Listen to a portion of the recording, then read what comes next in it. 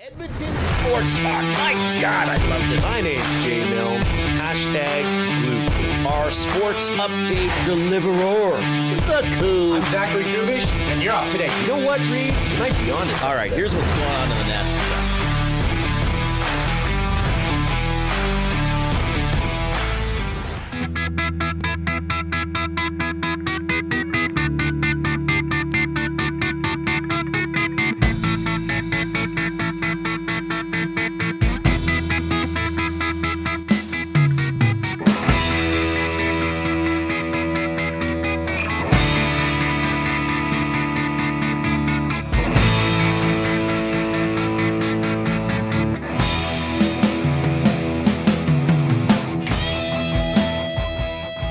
The Oilers have traded Evander Kane to the Canucks.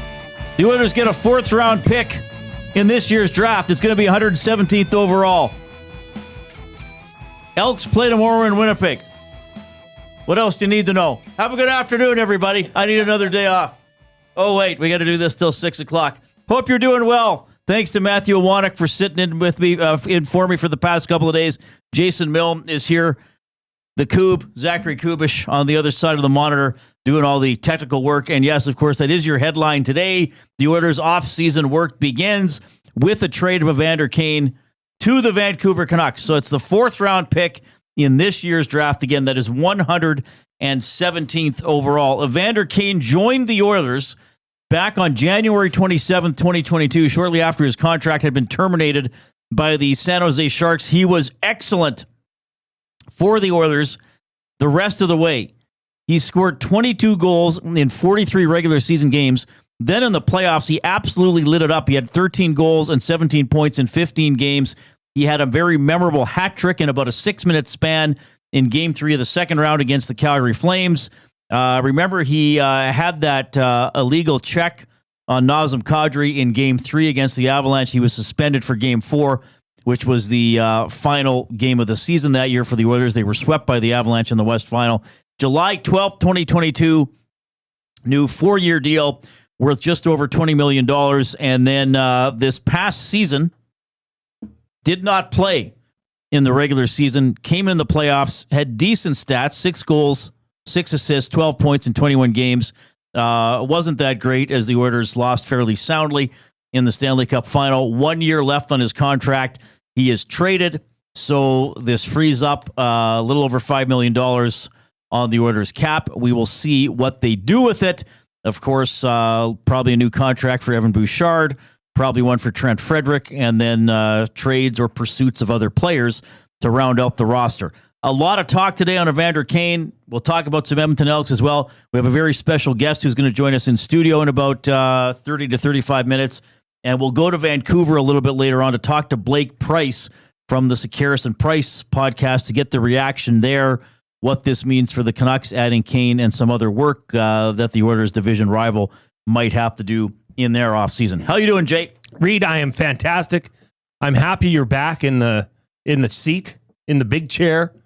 It was fun being with Matt for the last couple days. We had some great memories, some laughs, shed some tears. It was very powerful 2 days. I saw some of the show on Monday. I didn't really watch or listen to anything yesterday, but I know you guys did a great job. I tend to, I love doing the show, but then when I get going on a day off, I get into that and get doing other stuff. Just got a text here to my personal phone from Jasmine. Turn on the red carpet for the NBA draft on your TV. Might be good. TSN. We should turn it on. There's a red carpet on the ESTV. There's a red carpet for the NBA draft. Now, so we can just make fun of the outfits they're wearing? Well, I don't know what we're going to do, actually. Jasmine just says, might be good. That's what she said. Well, Jasmine, we're putting this to the test. Maybe she wants us to wear some of the things that they're wearing. Speaking of red carpet, I mean, you and I are both wearing red. I'm wearing burgundy. Burgundy. You're wearing salmon. Salmon. That really ticks me off when people say salmon. Who says salmon? I don't know. What's that guy's name? Even as a joke? Hernan says salmon. No, he doesn't. What was the guy's name on the PGA Tour that we said sounded uppity? His name? What's that guy's name? Oh, Wyndham Clark. Wyndham Clark. Wyndham Clark probably says salmon. There. That's who I said think so. I hear him coming now. And the ESTV is on, I don't know, what is this? An episode of Due Western South? Bound. Some kind of Western Bound into the Wild Frontier. A show I know nothing about. I don't even know how that. We're gets going to on find there. TSN. We still don't well, I don't know how to use the TV at all. Jay knows how to use it. Yeah, the NBA draft is today. What's the gentleman that's going to go first overall? Cooper Flagg? Cooper Out Flagg. of Duke. Great name. And isn't his brother named Ace? Or I something believe, like that? yeah. Or Borax or something like that? I think it's Borax. Borax Flag. We're still watching the Western show. Reid, I can't change channel. We don't know how to change the channel. We're in for one here, unless this is the red carpet. Jasmine, can you come to the station and change? It would be great. We're all going to wear the old timey outfits today. It's a trend. So there's a guy who bombs around Oliver on a unicycle, but it's not a unicycle. It has the little wheel on the back. But when you first see it, it looks like a unicycle. And then when he gets closer to you, you see like it has a really small wheel behind the large wheel. But he's way up off the ground. Wasn't that on a Simpsons episode? You like the old-timey bikes, do you? Wasn't there something like that on a Simpsons episode? I don't know. And how do you mount and dismount a unicycle? I think there's some sort of a break where you kind of ride up and then woo, woo, woo, woo, and then you're going. You have to make that noise while you do it. Ooh, ooh, ooh. Everybody knows what that noise is referring to. Ooh, ooh, ooh, ooh. Oh, big time. Right? Big time. Mex Bezozu says it's called a penny farter. Pardon me, farther. It's called a penny farther. All right. Thanks a lot for joining us this afternoon. Yeah, we have a lot to talk about. The Kane trade. We'll touch on some Elk storylines going into tomorrow. The NBA draft starts during our show. Will we get the first couple of picks live? If people are wondering, if people are sitting there thinking, wow, Reid is really ignorant about the NBA draft, you're damn right. It's not something I've ever paid attention to, even as a sportscaster. There was that one year the Raptors picked first overall. Wasn't the guy's name Charlie Villanueva? Oh, they took Bargnani first overall. Where did they take Villanueva? Okay, that's what Iwanek says. Villanueva was the guy that he couldn't grow hair, remember? Mm-hmm. He had no eyebrows and no hair and stuff. Mm-hmm. That's as much as I can tell you about him. Hairless. His career scoring average, don't ask me. And what they take? They took So Bargnani was the guy they took first overall. Bargnani. See, I don't even know how to say it. Was that the highest they ever picked? Where did they take Damon Stoudemire? Wasn't he their first ever pick? Mighty Mouse? Because wasn't that the year the Raptors took Stoudemire and the Grizzlies took Bryant Big Country Reeves? Big Country. Yeah. What a nickname. Yeah, like it doesn't really, when you think about it, it doesn't really make you feel like he'd be a good basketball player for sure. Was he Big Country before he became he came to the Grizzlies? I think so, yeah. Wasn't he out of Oklahoma or Oklahoma State? Random NBA draft facts that aren't actually facts. By the way, I think this Western show, so they cut away from the action, and then there was a historian talking. So I think it's one of those educational shows in which there's a narrator who's a history professor or something, and then they enact some of the scenes that he was talking about. I don't think it's a full-on hour-long drama show. Yeah, I don't think I don't think there's a surprise ending to it. I think you know what the ending is. Well, yeah, I think it's about the European colonization of North America. I believe we know what pretty much happens know here. how that went. Yeah, yeah. So they just cut to a woman in a studio talking, and then they cut back to like a white settler talking to a Native American woman. All right. Well, we'll do our own subtitles for that one. Again, appreciate you tuning in. So if the NBA draft is going on during our show, we can update it. Yes, and Well, we it will. starts at 6. What time? 6 Mountain or Eastern? Okay, Well, their first thanks for destroying everything I had hopes for, Matthew. Their first draft pick was Damon Stoudemire. Their first draft Raptors' first ever draft pick was Damon Stoudemire. Stoudemire. Right. They drafted Tracy McGrady at pick 9 in 1997. Good player. What was their... Yeah, Bargnani was their 06. only 1-1 pick, 06? which was in 2006. For some reason, I remember the year. Was he any good? Fizzled out. He's a fizzler. That was his position, actually. Because you know how in basketball it's different now. Like you're a wing or you're a small. He was a fizzler. They don't have guard, forward, and center anymore. They do not have centers anymore. What are the positions now in basketball? Well, there's a guard, but there's a sort of forward, different, there's a strong right? forward. So there's a power forward. So is there still power forward, shooting forward, point guard, shooting guard, and center, or do they? I think the center is going the way of the dinosaur. So what do they call it? A post? Swiss Army knife. Nobody's the designated center anymore. Well, what would Nikola Jokic be referred to as? He's a big dude. Yeah, but he can shoot. But he shoots threes. I guess everybody shoots the threes nowadays. Did you guys talk a lot about Game 7 on Monday? He's listed as a center. He is listed as a center. But wasn't there some word? Or no, they just started calling them numbers. Yeah, 1, 2, 3, 4, 5. So 1 was the shooting guard? 1 was the point guard. 2 was a shooting guard. 2 was a shooting guard. 3 was a shooting forward. 4 was a power forward. 5 was a center. 5 was the center. I believe. I believe I can fly. Caster 1990 says, Bryant, Big Country Reeves, first ever draft pick by the Vancouver Grizzlies in 1995. All right, so we sort of settled some of that. By the way, if you want to interact with us or with each other is what the Nasty Chat is for, with us and with each other, that's the chat that's going on YouTube. Edmonton Sports Talk is how you find us on YouTube. If you've only been listening on the audio streams, feel free to jump in on YouTube every once in a while. We got a great looking studio in here. William Huff did a great job wrapping it. The Banquet Studio, of course, is our studio sponsor. As Jay's going, the Kleenex is blocking the sensor. Kleenex is blocking the sensor for the TV. Give us a thumbs up if you're on Nasty Chat as well on YouTube. Click that thumbs up. That's now it's all working. You can email Reid at EdmontonSportsTalk.com, Jay at EdmontonSportsTalk.com, and you can text us at 780-218-9999. That is the afternoon inbox presented by River Crew Resort and Casino, home of the Kitchen Restaurant, all-you-can-eat prime rib buffet for just $49.99 every Sunday. That is from 4 to 10 p.m. But yeah, if you're on one of the audio streaming apps, iHeartRadio, TuneIn Radio, I use iHeartRadio a lot at home and in the car. It's a great app, very easy to use. If Edmonton Sports Talk was the most recent station to listen to, reopen the app or just get in your car, it'll just play. It's great. Like we still get a lot of I don't know how to tune into you guys. So you're not a radio station.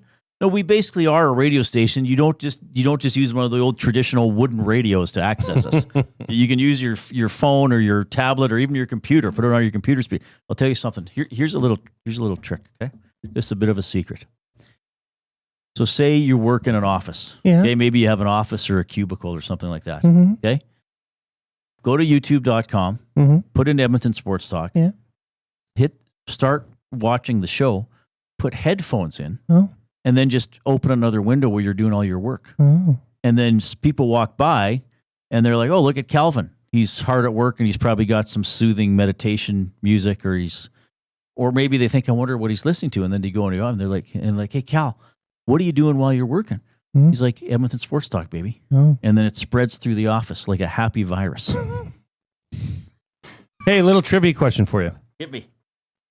How many Canadians have the Raptors drafted in their franchise history? Oh my goodness! That's good. That's a good one because they drafted the kid Barnes, Scotty Barnes. He's Canadian, right? Scotty Barnes is not Canadian. Okay, but didn't they draft the Canadian recently? They did in 2021 in the second round. Travis something? Delano Boston. Yeah, that guy. Delano Banton. They've only drafted one Canadian. That's it. Okay. That I can see on this list, which is on the internet, which must mean it's right. How many Canadians have they had? Was the Red Rocket Canadian? That guy they called the Red Rocket because he took the LRT to work, their subway. Who's the Red Rocket? Scott, was it Bonner or something like that? Oh. Like I have such a partial NBA knowledge. It's quite sad. There are some things that bug me about the NBA. I may get to that during Fired Up. There's a reason why it's not one of my most favorite leagues, even though I watched quite a bit of the last 2 rounds of the playoffs. So 780-218-9999 afternoon inbox presented by River Cree Resort and Casino. This is a huge day for a lot of people, and it has nothing to do. Matt Bonner's from New Hampshire. See, like I don't know. You can actually tell me anything. You could be like, "Oh yeah, Matt Bonner was found in a pod on Mars, and then transformed into a raptor." So this is going to obviously have to take something on a life of its own. Facts about Raptors draft picks, wrong answers only would be one. That could be a good one. We have to go there. It is draft day. But this is a very significant day for a lot of people, probably a lot of younger people, including all three of your children. Yep. It's the last day of school. So were you anything like me, Jay? Like until the age of 17, this was the day. This was like, because school was like, the man's keeping me down, man. I don't need to show up. I don't want to show up. I want the summer. I want the summer to do what I want, man. See, I never had summers off. Oh yeah, because you worked at the grocery store all the time. At the furniture store. Yeah. So but still, it is freedom. It's your mind can take a break. You're not having to study or do homework. But yeah. My kids are excited. They certainly are excited. I think it's a significant day. Yeah. So our off-topic topic is presented by William Huff. Since 1952, William Huff has provided industry-leading advertising solutions for thousands of valued clients.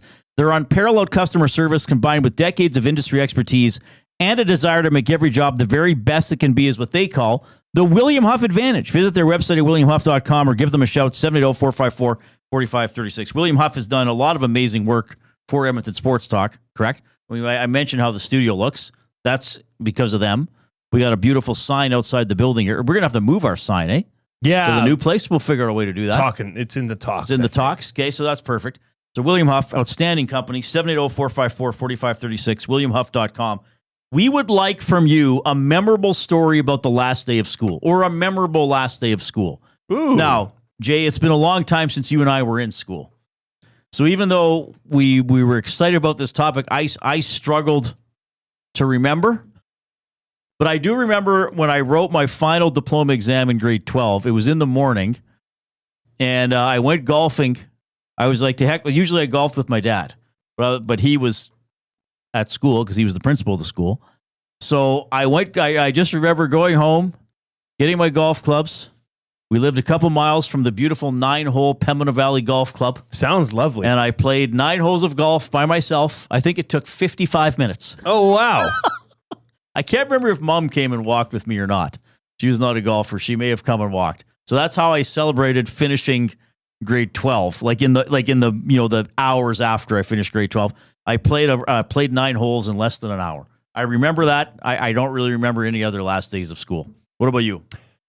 It's quite an accomplishment. That's really good. Oh, thank you. I don't know if I've told this story on this show, so if I have, please forgive me. But we had our lockers, me and my close group of friends, some of who you've been introduced to, Sickler Tuckwood, who's now my brother-in-law, as well as DeBoski and Ryan Young. We had our lockers together. There's about 6 of us. Lockers were right in a row. And it was kind of in this wing of the school that didn't get that much traffic. Okay? Right across from our lockers, so facing our lockers, was this computer room, a very small computer room. It was a room that was not used for our school. Okay. But they stored things in there. They stored boxes and boxes of dot matrix paper. Do you remember dot matrix paper? Absolutely. I probably still have some. That was the paper that you used to have to feed through. It wasn't like fancy computers or printers now. It used to have to, and they had holes on the sides of them, and you'd perforate a paper, right? And you do all that. Anyways, boxes and boxes of this stuff. And the door was always unlocked. So my buddies and I thought it'd be a great idea to start taking large chunks of this paper, because we were in grade 12, and stuffing them in our locker. So by the end of the year, nobody would notice that it was all missing slowly. Right. But our lockers were full, bottom to top. A form of theft, let's be honest. With this paper. It was useless paper anyways. Okay. With this paper. Okay? So the last day of school comes, and here we are. We've got 6 lockers or 5 lockers, whatever it is, jammed to the roof with brand new, all connected paper. So we start grabbing, a ream full or like a handful and giving them to people, saying, hey, at the end of the day, We're going to huck all this paper off of the second floor down into the cafeteria. Okay. And it's going to be awesome, right? So word starts spreading. Everybody's, where's the paper? Where's the paper? Right. Every grade 12 student had a handful of this paper in their hand by the end of the day. Sure enough, 3, 2, the buzzer, paper everywhere. Everywhere. And I was the class historian. I was selected and very honored to be chosen as the class historian. That's like being a bookbinder. The principal pulled me aside. She found out it was us. Sure. Pulled me aside and says, your historian title is in jeopardy. She was so pissed off. But you're at us. finishing grade 12. We had to clean it all up. Me and my buddies. Well, of course, you knew you would have to. We thought we'd get away with it, to be honest. But now so my brother's still a teacher at Bev Facey. He wasn't when I was attending there, but he's a teacher at Bev Facey. At the end of every school year, it's a tradition now. They throw all their old papers off the second floor into the cafeteria. No way. And they celebrate it. It's like the way It's still going on. It's still going on. And they get to clean it up, though. They clean it up. They do clean it up. As a group. That's amazing. You started I started that. Kind of an odd tradition. I guess maybe a lot of traditions are. Well, the way we did, but if you think of taking the notes out of your binder and saying, the hell with this, I don't need math 30 notes anymore. Right. And throwing those, it's kind of does mean something. Well, the way we did it, it didn't mean anything other than wasting just being a badass paper and being a bit of a badass, to be honest. That's great. And you're sure they still do it to this day? Last I checked with my brother, they did. They do. Sweet. Okay. If anybody out there knows, well, David in Section T's out at Ardrossan. Maybe he would know. Okay. Well, that's cool, though. All right, so that's what we want from you. Off-topic topic for William Huff. A memorable story about the last day of school. And I think we can include... could we include stories post-secondary? Oh, for sure. Yeah, like your last day of university or finishing, getting a diploma, your PhD, perhaps. We don't have PhDs. What about your last day in the womb? Your last... I mean, if you have a story from the last day in the womb. Well, that's not really graduation. Please, I guess it's a form of graduation. But a story about your last day of school, grade 1 through 12, or maybe a last day of school at university or college, or something like that. Email Reid at EdmontonSportsTalk.com, Jay at EdmontonSportsTalk.com, post in the nasty chat on YouTube, or give us a text, 780-218-9999, River Crew Resort and Casino Hotline. All right, we're off and running. We got plenty of discussion about the Evander Kane trade. We have Jay's play of the day for Play Alberta when we get back.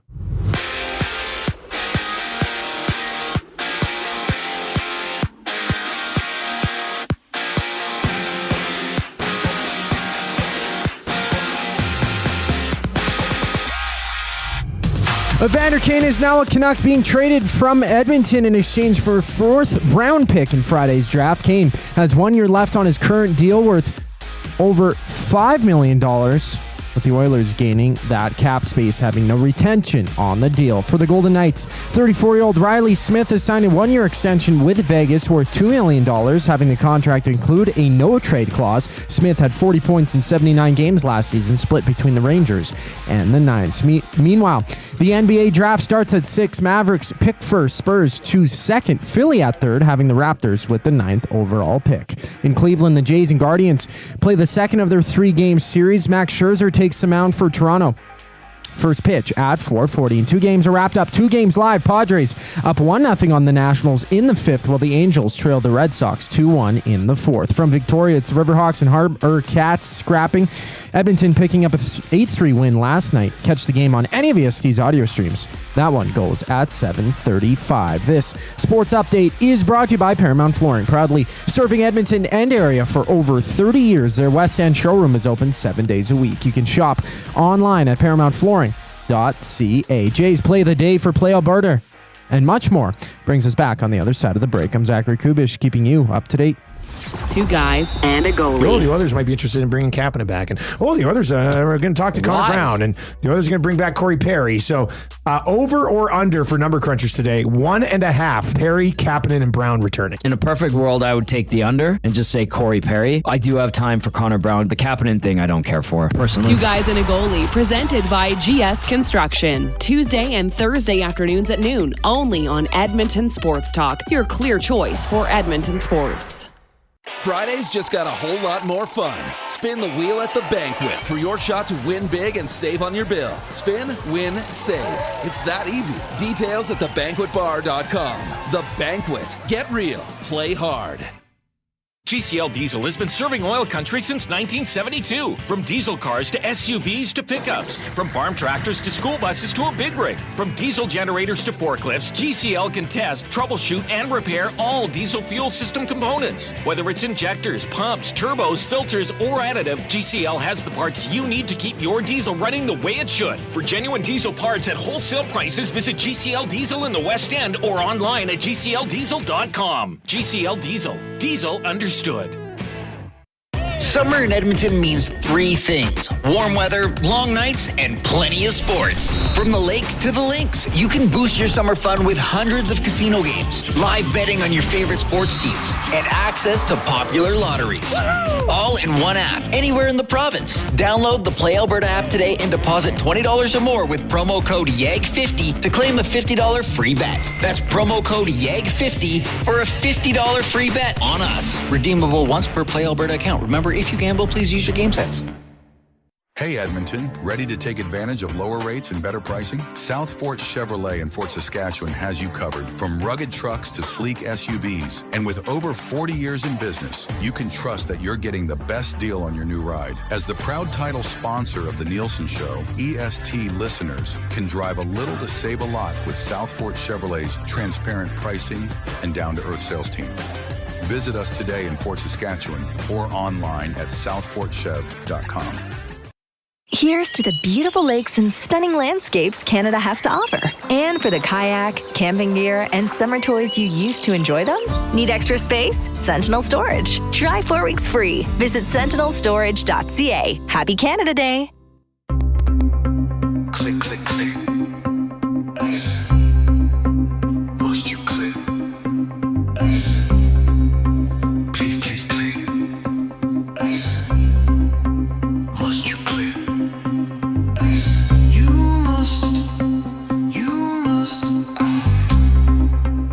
must click. All right, who made this again? I don't know. I forget. You gotta go find it. Whoever made this, you know who you are. Yes, we talked during the remind us your playoffs. name. Your van was broken into. Oh yeah, that's right. Game 5. It's the remix of this. Click, click, click. Second remix. Must you click? Who did the first Please, remix? please click. Now we have Must you listeners click? doing their own. You must click. So that's to give us a thumbs up on YouTube. Subscribe to the channel as well. You know what? We're setting these playoff numbers. I'm just saying today, give us as many clicks as possible. Get in there and click. Have some fun with it. We're going to have fun today. We're going to talk about the Oilers trade, Evander Kane going to Vancouver. We're going to talk about the Elks playing in Winnipeg tomorrow. Bunch of fun stuff. The off-topic topic. This is actually a good one, Jay, because this shows you how life changes. Because when the last day of school happens, when you're probably in grade 1 through 6, even, it's a party. Mm-hmm. You don't have finals. You know, junior high, you start to have maybe finals, but there might be a little bit of fun stuff. High school, probably a little bit less, and then university, nobody cares. Statue Boss, who wrote this? Sorry, Statue Boss Production says, I remember finishing university. Very odd feeling. You get up and leave, and that's it. No one cares. That's true. It's like you want to do something, organize it on your own. Yeah. Well, see you later. It's not like your sociology 455 prof is like, okay, guys, there's going to be cake. Right. It's like get out. It's like, no, okay, I'll mark this. Yeah, you might want to resell your books. Were you in the era at the U of A? Because when I was at the U of A, there was still you'd go get for some classes, I think you'd go get your marks off a bulletin board. Yep. Yeah, I don't think that happens anymore. Is it all online? No. Yeah, it would probably be all online. But it wasn't like they were giving anything away. It was just your student ID. It was your student ID, yeah. But yeah, oh yeah. But if you wanted to know your mark, you wouldn't always get the paper back. Maybe sometimes you might. You'd have to try and mask your emotions if you did poorly. Did poorly. And yeah. Be like, yeah, you wouldn't want to go up there and slide your finger across. Oh, I got a 2. Oh. Were you on the 9 point? Yeah. Yeah, it was a 4 to pass. Yeah. Were you not on that? At U of A? No, we were on the 4 point scale. Oh, no, mine was on a 9. 4-point GPA. I mean, but not every. So say you did an exam. So but you'd get an 8. So you might get 88%. Yeah. But then at the end of the year, that would be converted to something on the 9. So if you got a 9, that didn't mean you got 100. Usually you did very well. Right. I think even 7 and 8s were pretty good. All right, what did you have? My buddy Dave texts me. He says, "My last day after 6 years of U of A, I crawled into the giant garbage can outside of the power plant." Why? He says. Why not? Is the better question. That's was he drunk? He did say. I said, "Did you fall asleep in there?" Right. And he say, "I may or may not have been imbibing." May or may not have. Okay. Yes. So, well, I would. That would be a good word of the day. He's the word of the day, like aficionado. He loves word of the day. Dave, if you're still listening, send one in and I'll ask it to read later. Imbibing would be a great word of the day. Well, I would almost hope that you were inebriated if you were going to crawl into a dumpster. You'd have to be. I would hope that alcohol would be affecting that decision. And quite frankly, that could be a very dangerous decision, depending on when the dumpster was emptied or what people threw into the dumpster. So, anyway, this is a good one. This is a really thoughtful one, but it's very simple. Chris Purper at the River Cree Resort and Casino inbox, 780-218-9999, getting the final signatures from friends in the yearbooks the last few days of the year. Oh, neat. That was always fun. Seeing if you'd get just a regular signature or if you'd get a note. Yeah. I always found the write-ups from the grade 12s. You know how you get a little write-up and you have to use, people's abbreviations of their names instead of their full names because you only get a certain amount of characters under your grade 12 picture. I'd like to thank I don't even know if we had a JS, AT, JD, RY. You guys rock. Oh, right. Like all that stuff. I would probably be sickened if I went back and read mine at how lame it was. Well, at the time, it means a lot to you. Yeah, but now it'd probably be laughable. All you high school kids listening now, think about it. Make the most of your lives. All right, Dave has chimed in. He's going to come up with a word for you for word of the day. So let's try get there. Nasties. Click that thumbs up if you haven't already. Yeah, we still want to try to get to 155 at least for a double word of the day. We're on a good pace to do that. All right, it's time for Jay's play of the day. It's Jay. It's play. He's Jay. It's today. It's Jay's play of the day. It's Jay's play of the day. Jay's play of the day. Presented by Play Alberta. Why settle for less when you can have it all? Only Play Alberta brings you casino games, live dealers, lottery, instants, and sports betting all in one place. Players can get a $50 casino bonus by depositing $20 and using the code EST Casino. $50 free sports bet by putting in $20 using the code EST Sports. Don't forget to use your game sense. Well, okay. Here's I'll just lay this out there. I wanted to do something draft related. So I didn't even ask for the odds. I just said, look, 3 Duke players in the top 10 of the NBA draft. Let's go with that. Let's give you a reason to watch it. And it's minus 455. I'm aware of that. I know Big Uke alluded to it earlier. But, I mean, obviously nothing in sports gambling is a sure thing. But if there's something that's close to it, it would be this. So if you want to ride with Jay, a $10 bet would reward you $2.20. So not much at stake, but a nice cool play. Could buy you a coffee tomorrow. Yep. That's Jay's play of the day over at playalberta.ca. Click on EST specials and you'll see Jay's play of the day. 3 Duke players in the top 10 at the NBA draft. Now, if that is not enough pizzazz for you, well, you look at what Jay and Maddie's big play of the game is for tomorrow. Maddie and I cook something up quite nice here. So this is plus 1,800. And you think of this. Elks plus 10.5. Okay, that means they can lose by 10 points or less. Okay. Justin Rankin, 50-plus rushing yards. Okay, got 76 last week. 76 last week. You know what? 64 of that were after contact. Edmonton Elks to get 1 interception or a fumble, either or. Okay. So a turnover other than a turnover on downs. All right. Zach Collaros threw two interceptions last week. Edmonton Elks to score more points in the second half than the first half. Seems plausible. Plus 1,800 people. Plus 1,800. You throw $10 on that, you're getting back $190. You can retire. Well, maybe not. Maybe not retire. Well, depending on how close you are. I only need $190 for my pension. Where will I get it? Jay's play of the day, perhaps? Oh, good to see you, Bookbinder. It's been a while. Anyways. That's why he can't retire. Yeah. He just keeps coming up short. Yeah. But now I've given you the reason. Good. Oh, he's good. Okay. So head over to playalberta.ca. Okay, so Duke might have 3 guys go that high, eh? Cooper Flag is going number 1 for sure. Yes. So it's Cooper Flag. And that's to Dallas? Okay. No, we don't have to, but that's Cooper Flag, Knuppel, and Meraki. Okay. But yeah, Con, Kneppel, or Neppel, and Muluak. I can't pronounce the names. I mean, they're phenomenal players. They should be top 10 selections, but that's pretty special that one school can get 3 draft picks in the top 10. All right. So playalberta.ca, click on EST specials. Click on sports, then EST specials. It's really easy to find, and it's got all the stuff there. A bunch of bets that you can have some fun with if you like. It's Jay, it's play, he's Jay, it's today. It's Jay's play of the day. It's Jay's play of the day. Jay's play of the day. That's an AI song. Yeah. Not going to lie to you. All right. 780-218-9999. Text the River Caribbean Resort and Casino inbox.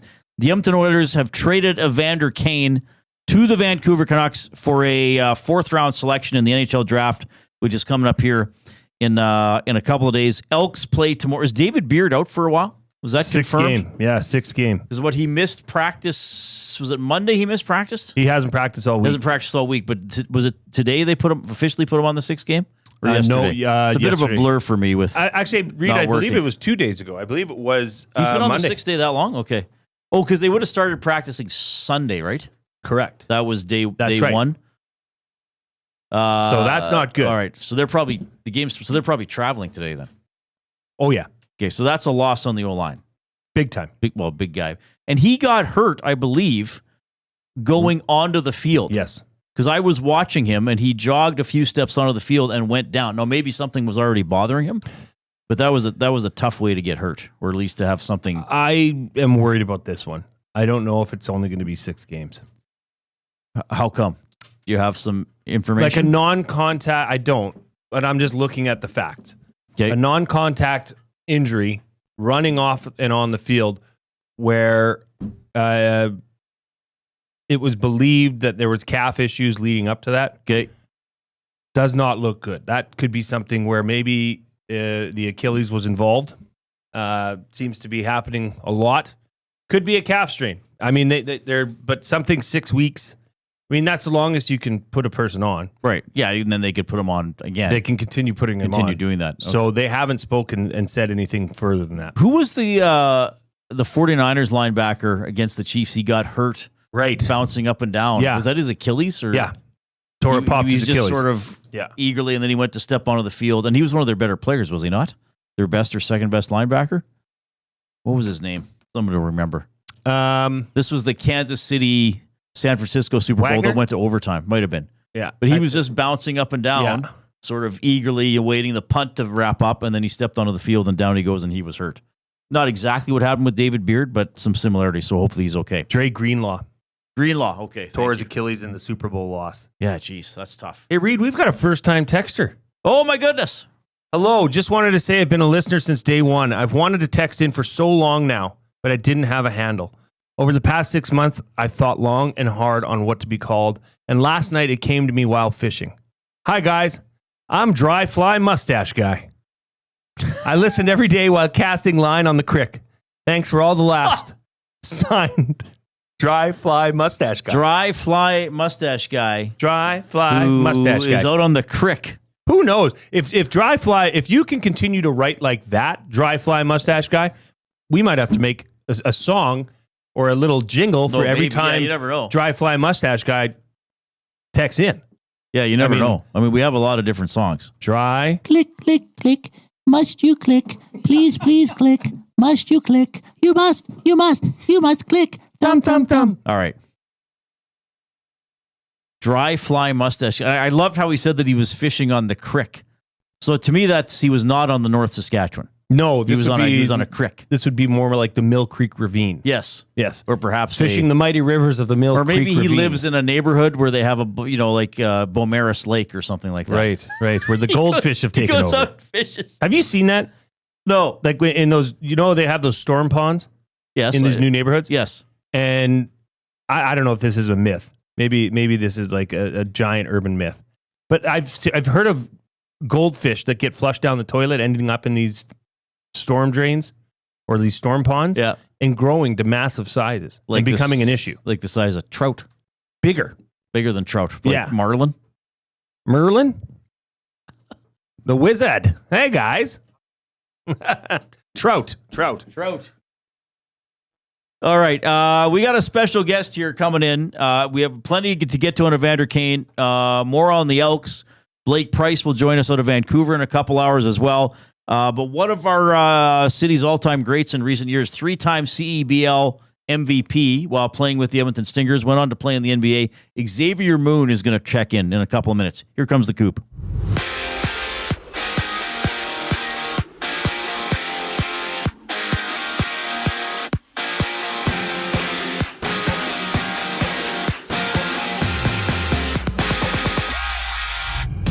Evander Kane is headed to his hometown in Vancouver, being traded from the Oilers to the Canucks in exchange for a 4th-round pick in Friday's draft. The 33-year-old missed the entire regular season for Edmonton, coming back for playoffs, scoring 6 goals and 12 points in 21 games. Other hockey news has the Golden Knights extending Riley Smith to a 1-year contract extension worth $2 million. The deal includes a no-trade clause. In baseball, the Jays rematch the Guardians. Max Scherzer gets the ball for Toronto. First pitch at 4:40, and 2 games are live right now. Angels and Red Sox locked at 2 apiece in the 5th, while the Padres hold the Nationals 1-0 in the 6th inning. On the road, it's the Riverhawks meeting the Harbor Cats. Listen to the full game on any of EST's audio streams. Coverage starts at 7:35. And the NBA draft goes tonight. Toronto with the 9th overall pick, having the Mavericks selecting first, Spurs second, and 76ers third overall. Elsewhere, ESPN's Shams Charania has reported that Utah's John Collins has picked up his player option for next season worth $26.5 million. This sports update is brought to you by Clover Bar Feeds. Clover Bar Feeds has all the animal feed you'll need. Get top-notch service and selection from their family-owned business. Visit Clover Bar Feeds at 200 Portage Close in Sherwood Park, or call them at 780-460-5014. Xavier Moon joins us in studio after a brief intermission. I'm Zachary Kubish, and you're up to date. The oil stream. Explain to me how the fiddlestick was Rantanen ever going to fit in the Caps. Yes, they were willing to give the contract that Rantanen wanted. They contacted Carolina. Carolina's like, you don't have what we want. Yeah. It was dead on arrival. If you think talking to the player and saying, we'll give you the contract you want is a big push, then okay, fine. But the fact that you call the team that owns that player's rights and is willing to trade him says, thanks, but no. You have nothing we want. You went nowhere. Yeah. The Oil Stream, presented by Boston Pizza. Monday, Wednesday, and Friday afternoons at noon. Only on Edmonton Sports Talk. Your clear choice for Edmonton sports.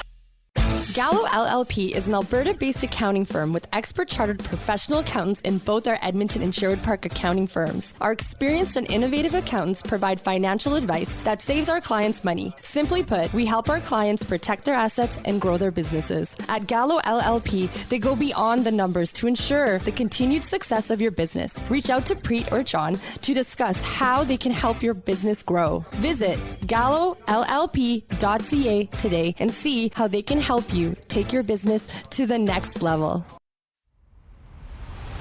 Do you have pets? Horses? Chickens? Did the place you used to get your feed recently close down? Have no fear. Clover Bar Feeds is here. Whether it's dogs, cats, horses, or chickens, Clover Bar Feeds has you covered. Offering a large variety of food and feed, you can trust the experts at Clover Bar Feeds. They've been family owned and operated for over 60 years. This means you can expect nothing less than top-notch service and selection. Come visit them at 200 Portage Close in Sherwood Park, or visit them online at cloverbarfeeds.com. Everyone knows when you need a truck now, you call Dawn. That's right. You call us, Frontier Cartage, when you need driver coverage or have a truck that's down. You call Dawn from Frontier Cartage. When you've got way more freight to move than you thought. You call Dawn from Frontier Cartage. When you need a truck that's available and ready to start anytime you need. You call Dawn at Frontier Cartage, 587-222-5826. 587-222-5826. Looking for quality building materials and friendly advice? Visit us at Windsor Plywood Leduc, family owned and locally run since 1993. From interior materials for doors, flooring, baseboards, and all the finishing touches to all you need for your outdoor projects like cedar lumber for decks and fences, plus all the plywood you'd need. Our full-time on-staff carpenter can help with anything odd-sized or custom, and from domestic hardwoods to exotic selections, we've got you covered. And if we don't have it, we'll track it down for you. Windsor Plywood Leduc. We're the experts you need to know.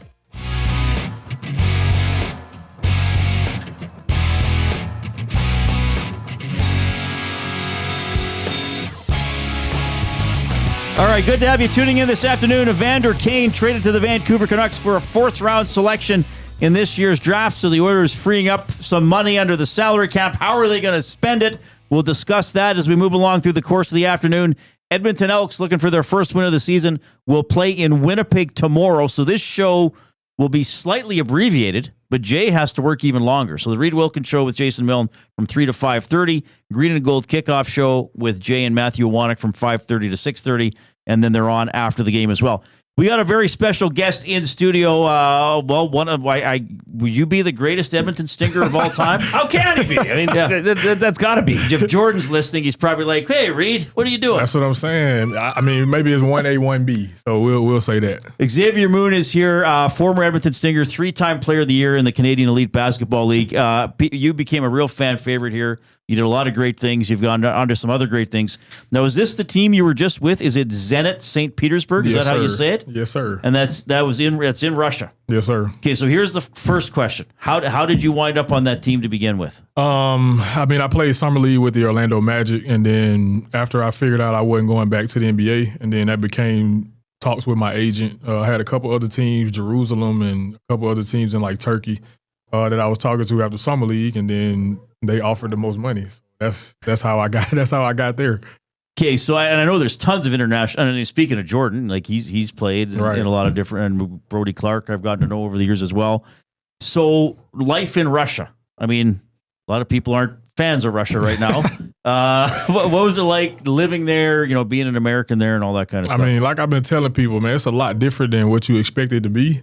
You can't watch the news, can't be in the media when it comes to Russia. You just got to go and figure it out for yourself. But extremely cold. I'm not a fan of the cold, so the snow was different. But other than that, man, life was great. The team was great. Fans were great. Now, you never spent a winter in Edmonton, though. I don't plan on it. I don't plan on it, but I have not. Okay, how far?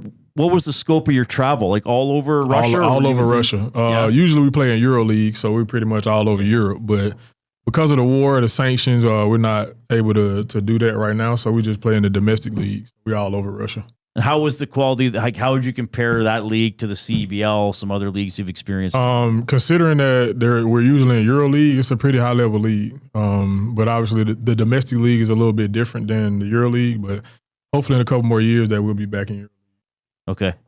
Xavier, target score, that's used in the CEBL. Have you come across it in any of the other leagues that you've played in? And do you like the target score? And for those that don't know, because some may not, after the 4-minute mark in the fourth quarter, yes, sir, the timer's turned off, and the team that is winning, they take. So let's say the Stingers are up 80-70 on the Sea Bears. The target score is put at 9 points more than the person that is leading the game. So the target score would be 89. You play till that. Right. Do you like that, and have you come across it in any other league? I haven't come across it in any other league, but I do. I find myself to love that. Obviously, if you've got a big lead on the team, and usually they put their guys in that don't play much. But with the target score, you got to be careful because, like you said, the time is not running.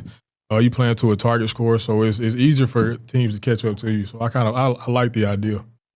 And you know, speaking of the Stingers, I mean, they got a game here at home this Sunday. They've got the the game on Canada Day. Both those games are at 4 p.m. So if you want to check them out, go to thestingers.ca. Is there any potential for a return to the Edmonton Stingers for, I would say, the greatest player in franchise history? Come on, give it to us. Let us know. Yeah, I was actually supposed to come back this summer, and then I got injured in January, so I had to been rehabbing this injury. But next summer, I'm looking to make a return to the Stingers. You heard it here first. So you could play Russia in the winter. Russia in the winter, and Canada then I come back here for the summertime. And be your preference to be in Edmonton if you could. Absolutely. I mean, it only makes sense for me to be in Edmonton. I wouldn't go anywhere else. How old are you now? I'm 30. Okay, so you're still pretty young. Yeah, I'm a young buck. Yeah, a young buck. Yeah. And when you first came to Edmonton, so that would have been what, 6-7 years ago now. Yeah. Did you know anything about? And I'm not but I'm just saying because I interview a lot of guys from the CFL too, right? Right. Who've come up and played for the Elks, and they've been like, I had no idea. Like I didn't know there was a city this far north, and then they came up and like, oh, it's actually pretty big. Like, Right. What was your experience coming to Canada? Pretty much the same. I didn't know where Edmonton was. I had just got done playing in Ontario, and I literally got home on a Tuesday, and they called me and was like, "We want you to come back and play in the CEBL." And I'm like, "I don't even know what that is." And at the time, Barnaby Craddock was like, "It's in Edmonton, Alberta," and I'm like, "All right." Like I don't. And so I left on that Thursday, coming back up here to play, and I mean, I came back the next 2 seasons after that. So I guess you could say I love Edmonton just as much as they do. And your family's in Alabama? Yes, sir. So what do you tell your family about it? Or have you had? I mean, they watch. Come up here. Yeah, I mean, they watch every game. Yeah. Obviously, it's easy to access. So anytime I'm playing up here, they watching every game, and they're just as happy as I am whenever I get to come back. As you can see here, we are live. We have a YouTube feed that's going, so there's always chat coming in, and there's a lot of people that are happy to see you on here, and a lot of people that are happy that you just announced what you announced. One of our regular listeners is Mex Bezozu. He says, "How was your time with the Clippers, and how was it being teammates with Kawhi and Russ?" Time with the Clippers, man, it was great. Like obviously being in the NBA, that's the pinnacle of everybody's dream when they're playing basketball. So I got to live out my dream and then play with some Hall of Famers. Kawhi, man, one of a kind type of guy. Russ, the same energy off the court, man. He's been the same guy since I met him, and I mean, we still have conversations to this day. Wow. And the next one is Kawhi really a fun guy or not? This is probably the most asked question I get. Yes, he is a really fun guy, man. Like once you get to know him, the flights, all the flights, man, he talk more than you think he does, but he's definitely a fun guy. So what was take us behind the scenes? Like you mentioned the flights, and I like so you know hockey's big here, the NHL, and some people say the NHL stands for the Never Hungry League because it's catered everywhere you go. What it was like in the NBA? Pretty comfortable. It's the same. I mean, I don't know if you can get any more comfortable than that. Private flights, per diem on the road, catered food, 5-star hotels. I mean, whatever you can name, it was at our fingertips. So I mean, it's easy to focus on basketball when you literally have everything you need, both on and off the court. And you were sharing, so obviously the new building wasn't there, so you were sharing staples with the Lakers. Yep. Was there ever we practice after them, or was there a different practice? Like I don't know how that all worked. Yeah, so we had our own practice facility. Okay. It was in Culver City. It wasn't even close to downtown. So, I mean, the Lakers got their practice facility. We have ours, and then obviously we play in the same arena. But sometimes you have double headers, and we might play at 4 o'clock, and then they might have the 8 o'clock game. Right. But other than that, we never ran into each other during practice. But sometimes there's a hockey game. Sometimes it's a doubleheader with sometimes hockey. It's a doubleheader with the hockey game. Like we might play early, and then the hockey team might play after, or vice versa. But are the locker rooms not even close to each other there? The crazy part is, like I've seen where we would play a game first, and then we're walking into the locker room, and everything is purple and gold. They've already changed everything in the back. Oh, really? All they're doing is changing the floor and getting ready for the Laker game. So it's pretty amazing to see, because while we're playing, like as soon as we're done, they're taking the floor up, and now they're getting ready for the Laker game. So maybe a stupid question. Xavier Moon joining us here, a great player with the Edmonton Stingers, 3-time CEBL Player of the Year, just finished a year in Russia. Like the gap between an NBA player and guys who are just on the outside or aren't quite there full time. Like, Right. how would you describe that to people? The gap is a lot bigger than what you would think it is. Once you get to the NBA, you start to figure out guys are a lot more athletic. The IQ is way higher than what you expect it to be. And then once you figure out your role in the NBA, that's how you stick. Like, so you have to figure out what it is that you do well, and you also got to be in the right situation. Everything is situational, and you got to have a little bit of luck. Yeah. So what was it that you found out maybe the hard way or found out about yourself and had to kind of refine your game to fit that style of play? To go back to the role, like you have to play a role in the NBA. Obviously, every team has their guys, the guys that's going to get the shots, the guys that's going to have the ball most of the time. So you're really just trying to find a way to fit in with that. And again, everything is situational and got to have a little bit of luck. So I don't know how other to ask this other than to just ask it. But you come from playing that level of basketball to the CEBL. Is it go time? Is it, okay, I'm the king of the court? Or is the CBL pretty damn good basketball? Oh, it's pretty good basketball. Like it's always been good basketball since day one. I've never come into a season and was like, okay, this is my season to dominate. Like I've never come into a season and done that. But obviously it's a great level of basketball, and guys here are very talented. So what are you doing here at Edmonton for a few days? I mean, this is cool. You didn't have to come back, did you? I'm literally always here. Anytime I get a chance, I'm always here. I just came to see the guys, man. Obviously, they honored Brody at the game on Sunday, so I got to be there for that. And then signed my daughter's jersey. Jersey. Made her day. Right. And then seeing Baker and Deeks coaching is the craziest thing to me. So hopefully if I come back, I can get them guys to play. All right, so it's that's a good point. Now you can hear it here in the studio. I don't know if our mics are picking up. It's raining and there's a thunderstorm. Now you have not experienced an Edmonton winter, so I can't ask you about that. But you grew up in Alabama, yes, sir, and you've lived in several other parts of Canada and the States, and also Europe. How do you compare the summer thunderstorms in Edmonton to maybe back home in Alabama or other big ones? I mean, they might be number one right now. Really? When I left home, when I first got home back from Russia, like a couple weeks ago, it probably rained every day until I came here. And then when I came here, it was raining every day. So it might be, like I said, 1A, 1B right now. Okay.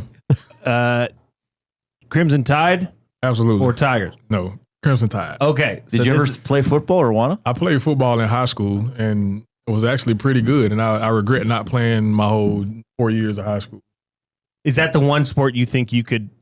Because, you always hear it. You hear LeBron say, oh, I could have played football at high level. And he probably could have, to be honest. But I'll make this. I'll say this. It's easier for basketball players to play football. Well, you're starting down this road. Absolutely. It's no brainer. Okay, show your work. Why do you think it's easier for a basketball player to transition to football than vice versa? Because the skill that we have to play basketball, like the football players, they don't have to do much. Like we have to run, think, shoot, jump, everything. There's at a bunch of big dummies. At the same time, they're playing for like 3 to 6 seconds, and yeah, it's way different. Jay played university football for the Alberta Golden Bears here. It's all good. I actually tend to agree with you 100%. The skill level is off the charts. All right, so you're back here for a few days. And here I'll say this. I don't know if you noticed this about Edmonton.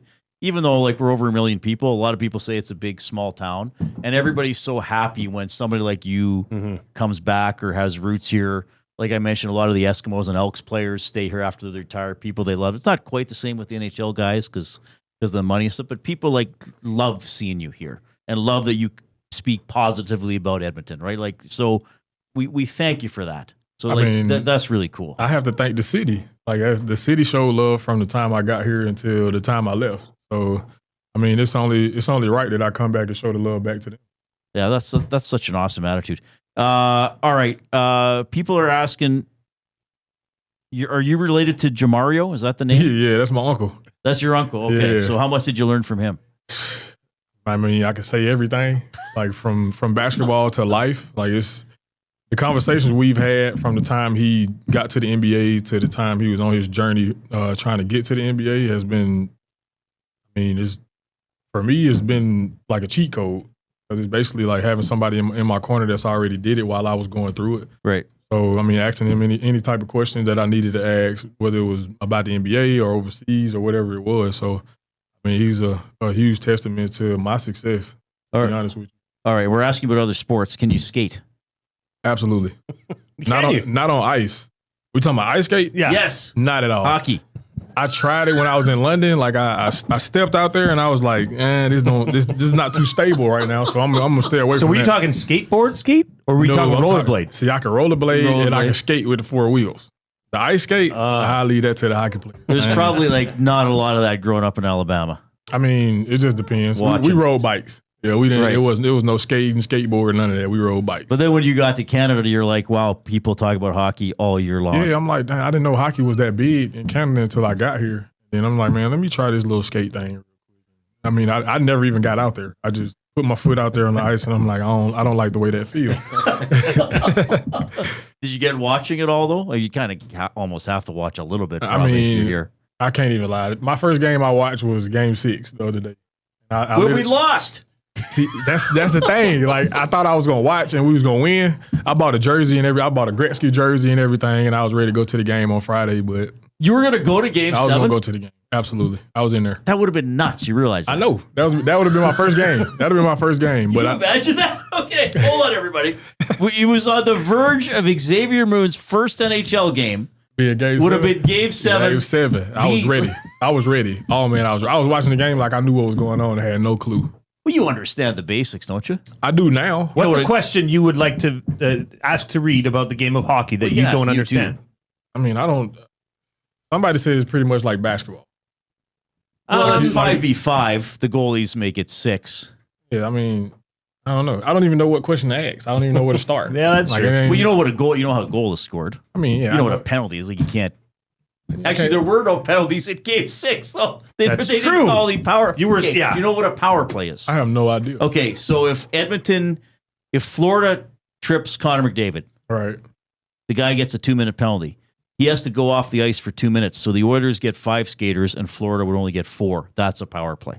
Oh, that's so imagine in basketball, if you fouled somebody, you got to go sit off for 30 seconds, and they get just to play 5 on 4. Yeah. Oh man, I would so love hockey that. actually takes a guy off. How much of an advantage would that be? Seriously, if they were down a man for 2 minutes. Do you know how long 2 minutes is? Yeah. Oh yeah, we would be. I mean, I don't even know the strategy behind that. I get like somebody being on the sideline for 2 minutes, but that's a long time. Like they would have to cut that time short. Yeah, they'd have to do 30 or 40. Yeah, 30 You'd seconds. have to have somebody just cherry picking that wouldn't even come back on defense. Yeah, like we could play 4-on-4. Once we get the rebound, it's gone. Yeah, it's gone. That'll be. All right, what are you doing? What are you doing tonight? You got any other plans or appearances or chilling out or what's going on? I got dinner tonight with with Damon Bunting, who's also a sponsor of the show. We'll have his segment a little bit later on. All right. Well, we love that you came in. Everybody's really happy to see you. All the best. Are you almost done your rehab from the injury? I still got a couple more months. Months. It's taking my time though. And then probably back to a different team in Russia. I might go back. I'm probably going back to the same team. Back to St. Petersburg? Back to the same team. And that's a pretty big city, isn't it? Yeah, St. Petersburg. Do you like it? You like the food? I love the food. What do you eat? I mean, pretty much anything. I'll try anything, but I'm not going to say I eat anything. Okay, so you're going over there. And then hopefully next summer, everything goes you're back right. in studio as a Stinger. I'm healthy. I'll be back in studio. All right.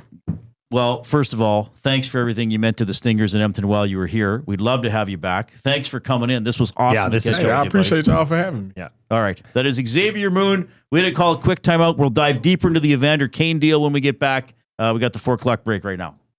The Lock Shop. Do you think the Canucks are going to get a pretty good player next year? Well, I mean, listen, he's going to be very motivated to have a good season to get another contract for sure. Kane is one of those guys where you pretty much know what you're going to get. There's a lot of things that you love. There's a few things that you don't. It's just part of the package. But if it works out well for Evander, he might have found a nice place to finish up his career for a few years playing in his hometown. The Lock Shop, weekday mornings at 11, only on Edmonton Sports Talk, your clear choice for Edmonton sports. If you aren't wearing a Connect belt, what are you waiting for? A one-size-fits-all belt with a smooth, hole-free track system makes it adjustable for the perfect fit. With fully customizable options, you can choose your belt color, material, and buckle to suit your style. 100% Canadian-owned and operated, Connect belts are designed for work, everyday wear, and even a round of golf. Check out the large selection of men's and women's styles at www.knktbelts.com. Connect belts, the perfect fit every time. River Cree Resort and Casino and K97 proudly present Steve Earle and Reckless Kelly. Featuring small band and acoustic performances, Steve Earle and Reckless Kelly in the venue July 25th. Tickets at rivercreekresort.com. River Cree Resort and Casino. Excitement. Bet on it. Sunday through Thursday, 9 p.m. to close, head to the Banquet and dive into banquet burgers, sushi tacos, nachos, and more. Late night bites, big flavors, and epic deals. The Banquet. Get real. Play hard.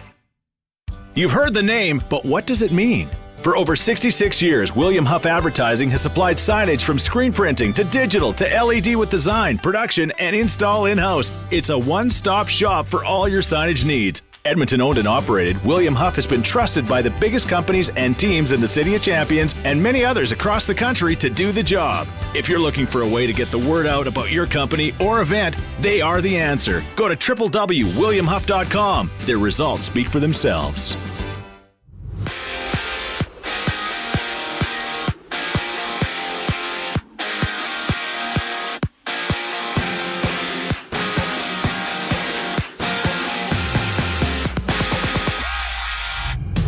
The Oilers have traded Evander Kane to the Canucks in exchange for a fourth rounder in this week's draft. No salary retention on the deal, which frees up over $5 million in cap space for the Oilers. While from Vegas, Riley Smith has signed a one-year contract extension worth $2 million. Smith having 40 points in 79 games split between the Rangers and the Knights this past season. And the NBA draft starts at 6 o'clock. Raptors pick 9th. Mavericks picking first, Spurs at second, with the 76ers selecting third overall. Elsewhere, ESPN's Sham Charania has reported that John Collins of the Jazz has picked up his player option for next season worth $26.5 million, while MLB action has Toronto battling Cleveland at 4:40. Max Scherzer gets the ball for the Jays. Right now, 2 games are live. Padres up 1-0 in the 7th, while the Red Sox trail the Angels 4-2 in the 6th. For the Riverhawks, they rematch the Harbor Cats. Catch the game on any of EST's audio streams. Coverage starts just after 7:30. I'm Zachary Kubish. That was your sports update. The second hour of the Reid Wilkins Show starts right now.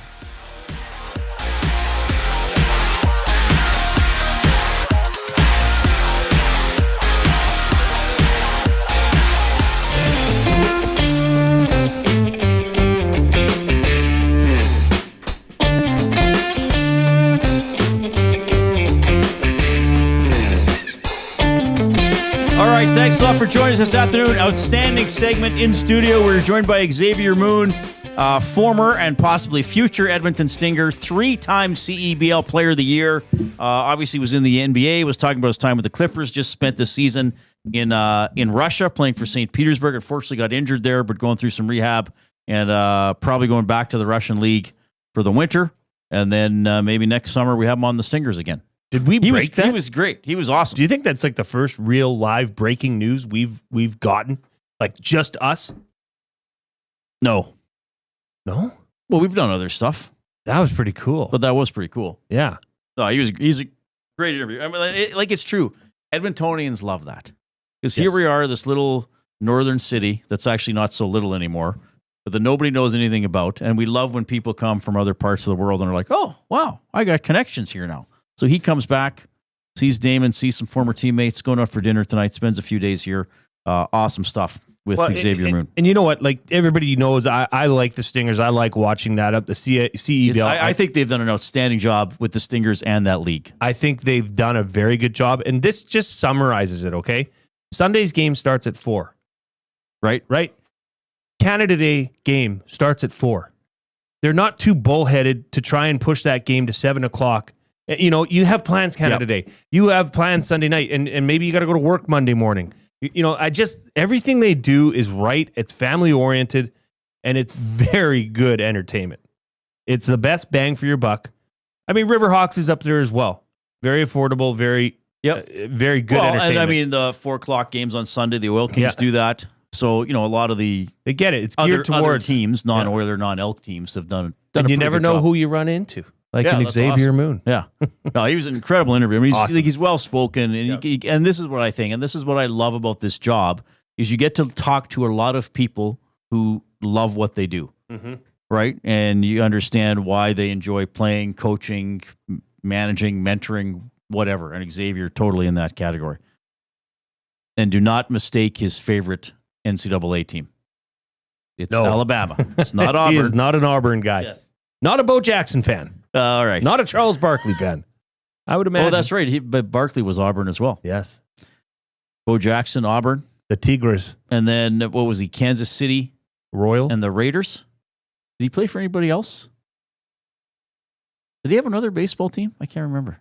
Bo Jackson. Wasn't Bo Jackson in the USFL to start? Or Yes, no. Or am I was that thinking Herschel Walker? Herschel Walker. Herschel Walker Sorry, was, my I think, apologies. The New Jersey Generals, I want to say. Anyway. Oh, my goodness. We're having fun. 10 after 4. Reid Wilkins, Jason Milne, Edmonton Sports Talk, your clear choice for Edmonton Sports, presented by Play Alberta. Why limit your choices when you can have it all? Play Alberta is your go-to app for casino games, sports betting, and lottery, all in one place with easy access to real money games. You can enjoy everything Alberta has to offer right at your fingertips. Download Play Alberta now and start playing today. We did have a thunderstorm roll through the Mayfield neighborhood here. People are sending West pictures Edmonton. in. Like there must what? be something of this storm. Oh, really? Yeah. Like I don't know, Reid. Maybe this is it. What is up with the font on the printer, though? What did Awanik do while I was away? Oh, all everything. these fonts that I used to have in sort of. It's the cartridges. It's the toner. The cartridges all kaboogered. Yeah, it's all kaboogered. That is an official word. The off-topic topic for William Huff, because it's the last day of school for a lot of kids, grades 1 through 12. Or I guess sometime maybe some kids might have been done yesterday or Monday. Maybe. Your kids are done today. Yeah. Does anybody go tomorrow? I don't know if anybody goes tomorrow, but it still is relevant. Tell us about a memorable last day of school, a story or something that stands out to you. We had somebody crawling into a dumpster. We had Jay starting a tradition at Bev Facey about kind of not throwing the paper off, but letting the paper fall off the balcony at Bev Facey. Yes. So you can keep those coming in too. This one, Dave the Welder says, our Drawson grad 2000, last day of school, there was a whack of us that went to the campground along Highway 16, just east of our Drawson. That campground's since gone. I had made a homemade truck box camper out of plywood, slept 3 or 6 stacked. Lawn chairs on top would get graffitied on every bush party. Every grad signed it that afternoon that was there. We all drank beer all afternoon until the cops came and sent us home. Cops even signed the camper as well. Good times. That's from Dave the Welder. Fantastic, Dave. You know what is it's so neat. It's great working here. Neat. I use such cheesy language. It's so neat, Jay. It's neato. But we have our nasty chat on YouTube. And the reason I say interact with us, but more importantly with each other, is because, first of all, there's no way we could keep up with it. I mean, occasionally we'll see a comment or a question or somebody will contribute to a discussion we're having and be like, oh, let's try and get that in. But generally it just takes off. I mean, there's a couple, I booted that Panthers fan out a couple weeks ago who was obviously being inappropriate. Cheeky. But generally people kind of moderate themselves. So we have a user who we don't think is the real Matthew Tkachuk, but he pretends to be the real Matthew Tkachuk. And he's probably actually an Oilers. He's probably actually an Oilers fan. I'm of the belief it is. But he'll say things, and then our community goes back at him as if he were the real Matthew Tkachuk. It's going on right now. It's quite funny. Oh, something just tripped here. What was that? We still got power, Coop? We're good. Was that the air conditioning? It might be. If it is wet out, the air conditioning breaks. Okay. It trips off. Well, so that was it. Reid, this could be it. Do you have any last words? This could be it. That could be. April. Cut the red girls. wire. Daddy's not. I'm coming home tonight. Oh, No, my that's goodness. bad. That's terrible. Sorry. Too far. Time to give you the oil understood. Pretty big Oilers news today, presented by GCL Diesel, providers of the best diesel engine components around. From turbochargers to injectors, fuel pumps to sensors, they are the critical engine component experts, proud to serve Edmonton and Northern Alberta for over 50 years, and now a partner of Edmonton Sports Talk and the Reid Wilkins Show. GCL Diesel. Diesel. Understood. What's the matter? All of a sudden, you're all frustrated. Gosh. What's wrong? This job, this group, these nasties, these people never fail to deliver. I have here a picture from 2007 of the cafeteria of Bev Facey, clearly littered with paper. I'm sending that to the Coop. Whoever sent that in. That wasn't your... Good for you. That wasn't me. I graduated in 99. So it still was going in 2007. Just know that started here. Can you believe that? Well, it started with you, not here at EST. Here with me. Here with you. You're the glue guy. Starter. The glue guy was not being very glue guy at that time. Well, no, you brought people together. We Just maybe did not in in a way that your celebration. teachers appreciated. You brought the students together. Yes, we did. You did not bring the entire school together because I'm sure the teachers and others perhaps were not that thrilled with you. That's true. All right. First of all, speaking of Evander Kane, Frank Saravelli tweeting about 15 minutes ago, Deputy Commissioner Bill Daly said the NHL is still deciding whether to ask the Oilers for more information on usage of Evander Kane LTIR relief. I've held that as pending, Daly said. He further went on, I haven't made any decisions yet with respect to how long to hold it pending. What? What? Doesn't even make I'm just going to hold this over the Oilers till I feel like not holding it over them anymore. Very curious decision to begin with. But Evander Kane is no longer an Edmonton Oiler.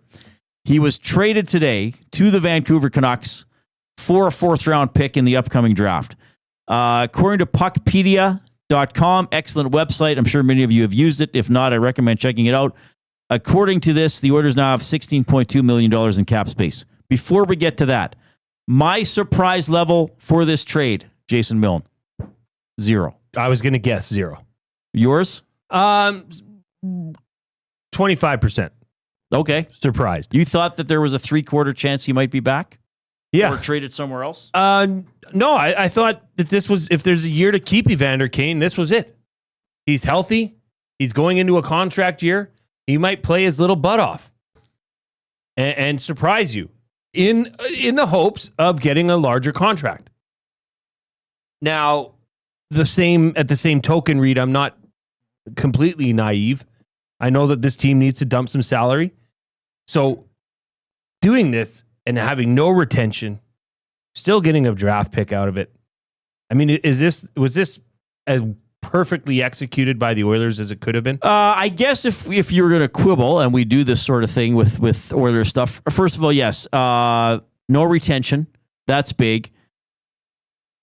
Why was he traded? Well, he was one of the few players that you could trade because he didn't have a full no trade. So there were some teams he could go to. I do think it's significant there's no retention. I guess if I was going to find a negative, well, okay, fine. I'll grant you your point that for 3 of the 4 rounds in the playoffs, he was one of the Oilers' best players.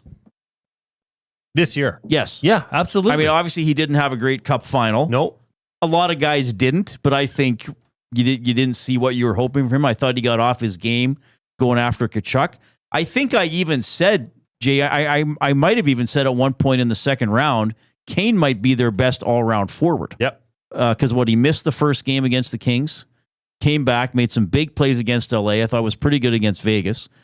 So yeah, I'll grant you what you're saying, that you might have had a healthy and highly motivated and dangerous Evander Kane this season for 1 year, right? And then who knows? But I think in terms for me of how the trade actually broke down, pretty good to not retain salary. You weren't like I saw some when it started to break this morning. I saw some. Did the Oilers get Demko? And I was like, well, hold on.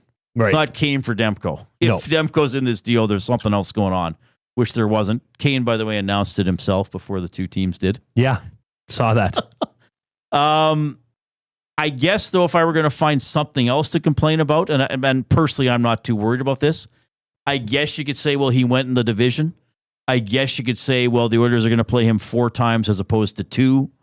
Is he going to help a team that had a disappointing season and is in the Oilers division possibly get better and challenge the Oilers? Maybe.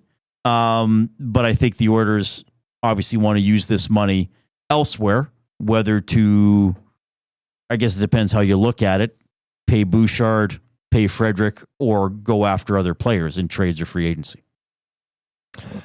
Well, okay, Reid, this leads to another question. Was this, should have the alarms been sounded on Evander Kane's future here in Edmonton as soon as the Frank Saravelli reporting of a Trent Frederick long-term deal was reported? Right.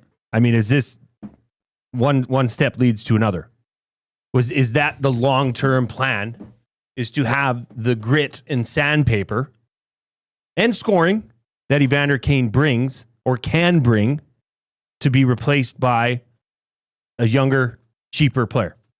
Yeah, I think, well, it's only slightly cheaper, though I guess a smaller percentage of the cap as it keeps going up. I think if we're talking about adding some beefy forwards, I don't think that job is done. Though I do think you're going to have to find players. I mean, look, you're going to have to get the Gadjevics and Greers of the world that the Panthers had. And I don't think either of those guys are great players, but they knew their role. Yep. They knew their role, and they're making around $1 million, right? They go out there, they agitate, they play with energy. So I still think the Oilers are going to have to round out their roster with that. Is there an argument to be made Frederic replaces Kane? Yes. I don't think Frederic's offensive high end is as high as Kane's, at least not Kane in his prime. And I don't think Frederic's intimidation high end is as high as Kane. But I think not yet. But it's perhaps a ballpark discussion. It could be something where that might get developed. Hopefully it does for Oilers fans if this deal were to happen. And none of this has happened, right? Like, now, you talked about it, Reid, right now after moving Evander Kane, their current cap space is at $16.2 million. Right. Okay. And I know in the next, or, another segment coming up, we'll look into it. I mean, you got to think about Evan Bouchard and what that takes out of that. Right. So say, yeah. So probably the number's 10, around 10. 10, sure. So you're at $6.2 million. Well, if this Frederic deal happens at $4 million, you're at $2.2 million left over. Right. And, by the way, you still have to, or don't have to, but you're still looking to re-sign Corey Perry, Connor Brown. I don't know about, you weren't here, now this has been reported, or I believe Elliot Friedman first mentioned it yesterday or the day before. I'm not 100% sure. Forgive me. But Kasperi Kapanen, where are you at with the Oilers signing Kasperi Kapanen to what was reported as somewhere around a 4-year deal? I think that's way too long. Or sorry, no, it was 1 year, $1 million. That's what it was. That's 1 year, $1 million? Yeah. I would do 1 year, $1 million. Because then he's your 12th through 14th forward. That's the estimate. Right. I mean, going around. Kapanen can skate. Very inconsistent. And I think we saw that in the regular season. I think we even saw it in the playoffs. I mean, he had a couple very impactful games against Vegas, and then other times wasn't as good. Now, we got to remember, too, there's a good chance Victor Arvidsson's $4 million could be traded. True. I mean, I know there's a no move there. A lot of speculation that he would waive that or does not want to be back with the Oilers for another year. So maybe there's some more money there for somebody. But, I mean, with Kapanen, 57 games last year, he had 15 points as an Oiler in the regular season. Now that changed in the playoffs. He scored a huge goal for them, and he did play a bit of a role in the playoffs. Yeah. But if you're not going to be a scorer, Kapanen's not a tough guy. Kapanen's not an agitator. He's fast. I just find you could, for me anyways, I think you could use that $1 million. With a little more of a mean streak, perhaps? Please. Yeah. Sign me up. I think that makes more sense for the team. They've got the two best players in the world at the top of their roster. Scoring is not necessarily what you need. It was clear to the viewers, listeners, Oilers fans, what this team needs is a little bit of grit and a little bit of bottom end help. Well, and I think they still need wingers for Draisaitl. Repeat everything I've been saying for the last 8 years or so. Did you hear the morning show when Trev asked, as Dustin presented it, I know we got to get out for a break here, but possibly the greatest question Trev's ever asked in the 2 years he's worked Was this here? the one to Button? No, it was just in discussion about who has been Draisaitl's winger. Who's been somebody that, like, the closest answer I have is Podkolzin. Like, that's actually his guy? That's worked. Well, yeah, I guess you could say Patrick Maroon, the year they put Maroon, McDavid, and Draisaitl together. Or McDavid. Or McDavid himself. McDavid himself, which is sad. But why? And maybe that's a bigger question. Why? Is it because the players that have been we'll put talk with, about that. Yeah. Yeah, we'll talk I'd about like that. to. 780-218-9999 if you want to text us. That is the afternoon inbox presented by River Cree Resort and Casino, featuring Italia Restaurant, home of the $6.99 brunch special from 11 a.m. to 4 p.m. on Sundays. Here comes the Coop.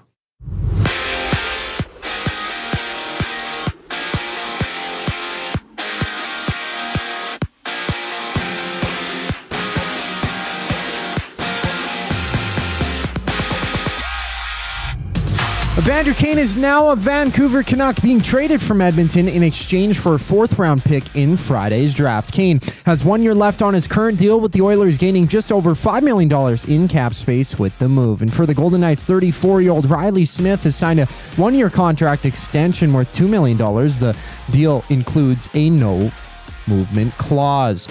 Meanwhile, the NBA draft starts at 6. The Mavericks pick 1st overall, Spurs choose 2nd, Philly at 3rd, having the Raptors with the 9th overall pick. And according to ESPN's Shams Charania, John Collins has picked up his player option for next season worth $25.5 million with the Utah Jazz. While in Cleveland, the Jays and Guardians play the 2nd of their 3-game series. Max Scherzer takes the mound for Toronto. Action starts at 4:40, and 2 games are underway right now. San Diego up 1-0 over Washington in the 8th, while the Angels hold the Red Sox 5-2 in the 7th. From Victoria, it's the Riverhawks and Harbor Cats scrapping. Edmonton winning 8-3 last night. Catch the game on any of EST's audio streams. Coverage starts just after 7:30. This sports update is brought to you by Find Edmonton. Find takes your unused furniture and home goods to help those moving out of homelessness. Get donations picked up or drop them off free of charge. Visit findedmonton.com or call them at 780-988-1717. The Reid Wilkins Show returns after a brief break. I'm Zachary Kubish, and you're up to date. The Nielsen Show with Lieutenant Eric. Jamie McLennan. The style of goaltender. The guy that they acquire has to have a clean butterfly. He has to have good lateral movement. He has to have certain things that the 2 goaltenders don't have right now. Do you take a big swing on Demko? Now, again, Demko's spent a lot of time on the trainer's table. I would say this. I would rather take the injury risk on Demko than Gibson. The Nielsen Show with Lieutenant Eric, presented by Southport Chevrolet. Weekday mornings 6 to 9, only on Edmonton Sports Talk, your clear choice for Edmonton sports.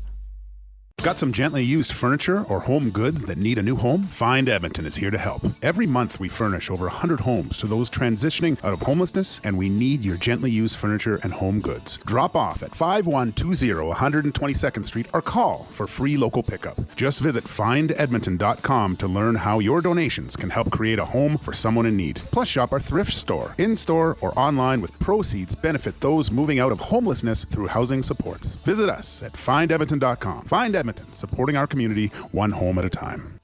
River Creek Resort and Casino on K97 proudly present Steve Earle and Reckless Kelly. Featuring small band and acoustic performances, Steve Earle and Reckless Kelly in the venue July 25th. Tickets at rivercreekresort.com. River Creek Resort and Casino. Excitement. Bet on it. Since 1952, William Huff has been the heartbeat of Edmonton's advertising world. From humble beginnings to a citywide powerhouse, we've been the go-to for signage from print to design and installation. Partnering with Edmonton's top sports franchises and major events, we've helped shape the city's global reputation. Our secret? Unmatched customer service, decades of experience, and a passion for excellence we call the William Huff Advantage. Visit us online at williamhuff.com. Hosting the Big Canada Day Bash? Make room for the celebration with Sentinel Storage. From decluttering the garage, storing your seasonal gear, and keeping your treasure safe, we've got the space so you can enjoy the day and every day. Try 4 weeks free at sentinelstorage.ca.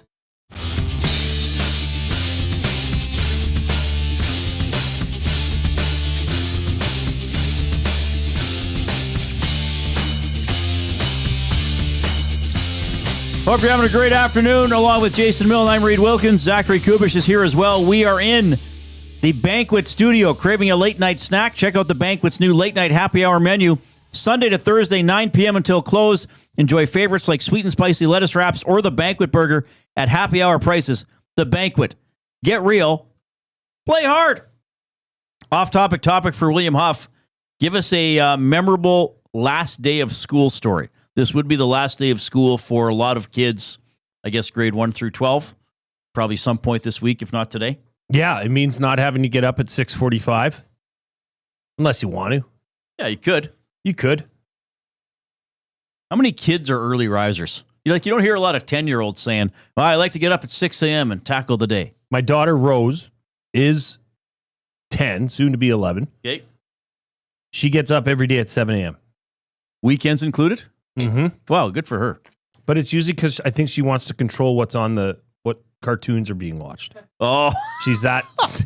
That's just her. Likes to outmaneuver everybody. Yes, yeah, she can. That's funny. Grumpy Cat in the River Cree Resort and Casino inbox at 780-218-9999 for the off-topic topic. He said the Grand Prairie High School would have water fights on the last day. Me and my buddies rented a 1,500-liter tank and pumped from the back of a pickup. We dominated, driving around the parking lot, soaking everyone. Got 2 rounds of water in, so 3,000 liters of water. Had the Alberta Environment Cops show up while we were sucking water out of the town reservoir. We ended up being okay because we were sucking, not dumping. That comes in from Grumpy Cat. And Twitter Mary chimes in. My graduation was back in the 80s, so I don't really remember too much, but it was in the deep south, and we had no air conditioning in the school, so I think a few kids passed out, as they do. That's it. That's the whole story. The deep south. Where are you from, Mary? No idea. What's going on? Why am I muted? I think I hear him coming now. That's you. I think I hear him coming now. Oh, that's a good one. Those are good stories. All right. You can email Reid at EdmontonSportsTalk.com, Jay at EdmontonSportsTalk.com. Evander Kane traded to the Vancouver Canucks. So Jay and I were talking about some cap implications. So we got the draft coming up in a couple of days. Free agency starts on Monday. Okay, I got a name for you. And I'm just throwing this name out. This isn't, I've heard something. Oh, this is a lock. This is a guarantee. All right, here we go. This is a bigger announcement than Xavier Moon coming back to the Stingers. I'm just thinking of somebody who the Oilers could probably get relatively inexpensively. He's coming off a 1-year contract for $3.5 million. Okay? Given the season this person just had, he might be more affordable than that. And it could be a disaster. Okay? So he had a poor season. Well, he only played 13 games because he had an ACL injury. And we know those can take a while to recover from. But he is a former first-round draft pick, 20th overall in 2013. He's 6'5", around 230 pounds. If you could get him for maybe 2.5, would you look at Anthony Mantha?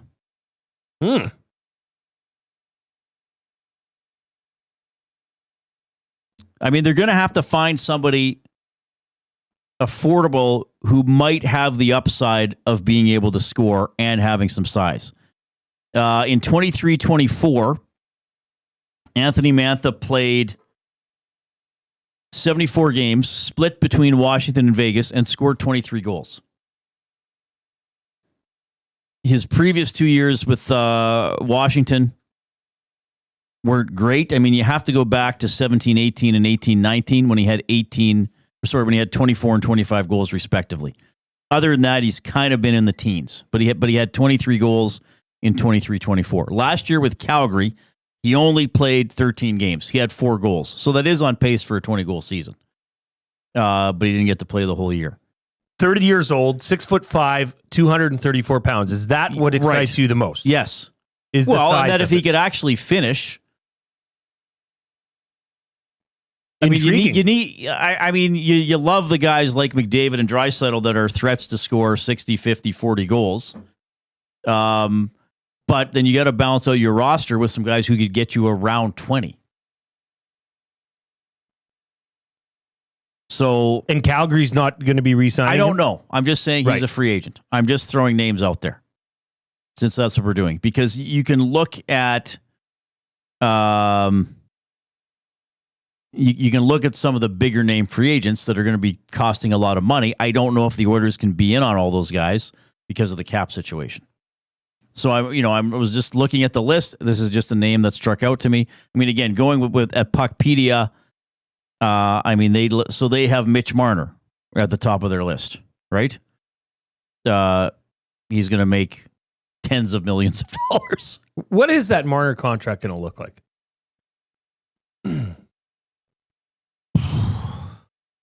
Could it be 7 years?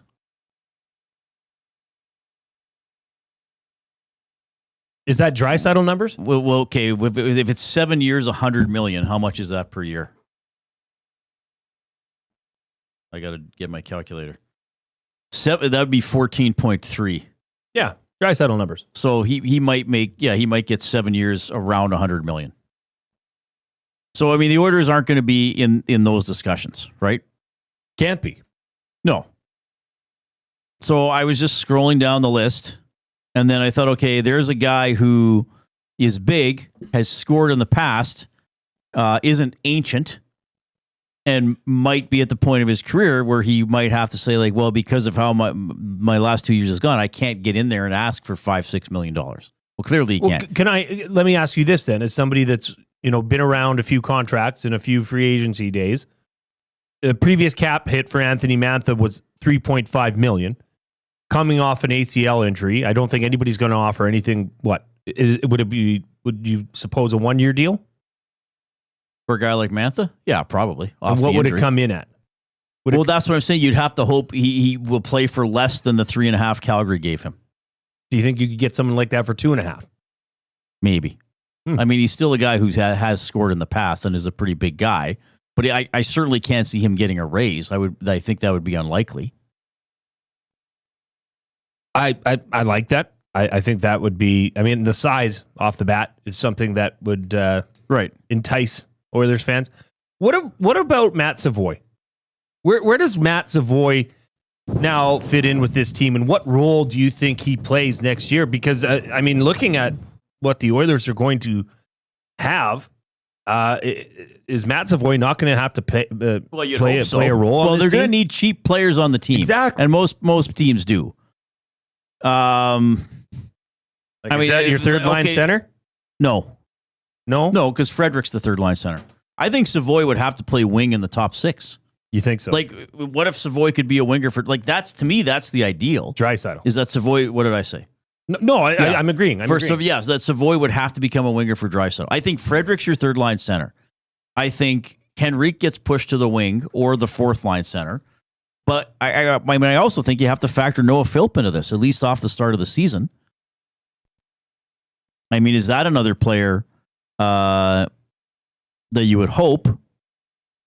Noah Philp's an RFA, so they'll have to get him a contract here. But is that another player you would hope could round out the roster on a very inexpensive contract? Well, and maybe this is the way to look at it, right? These are the names that, you mentioned AJ Greer and Gadjevich. Maybe these are the names that have to come up and have to be role players and meaningful players for this Oilers team because they don't have many options. Right. I mean, Tango says Matt Savoy needs to be on the team to help to start to accrue cap. Like, that's the thing. Like, you need cheaper guys on the team that are competent players. So you might see some of these guys get a chance, depending on what else they do. You might see some other guys get a chance in training camp. Hey, Matt Savoy, let's see what you can do. Okay, Noah Philp, you had a cup of coffee in the NHL a couple times last year. You played in the AHL. We need to see if you can do it. And then if you can't do it, then you go out and get somebody during the season. But here's the biggest problem with the Oilers. There aren't a lot of internal solutions. Okay? They have not drafted well. Quite frankly, I'm going to sound like a bit of a jerk saying this. They have not drafted well literally for about 35 years. Like, I'm sorry, everybody, but prove me wrong. I'm not saying that to be mean. If you look at the draft record, is that unfair? Some listeners aren't even that old.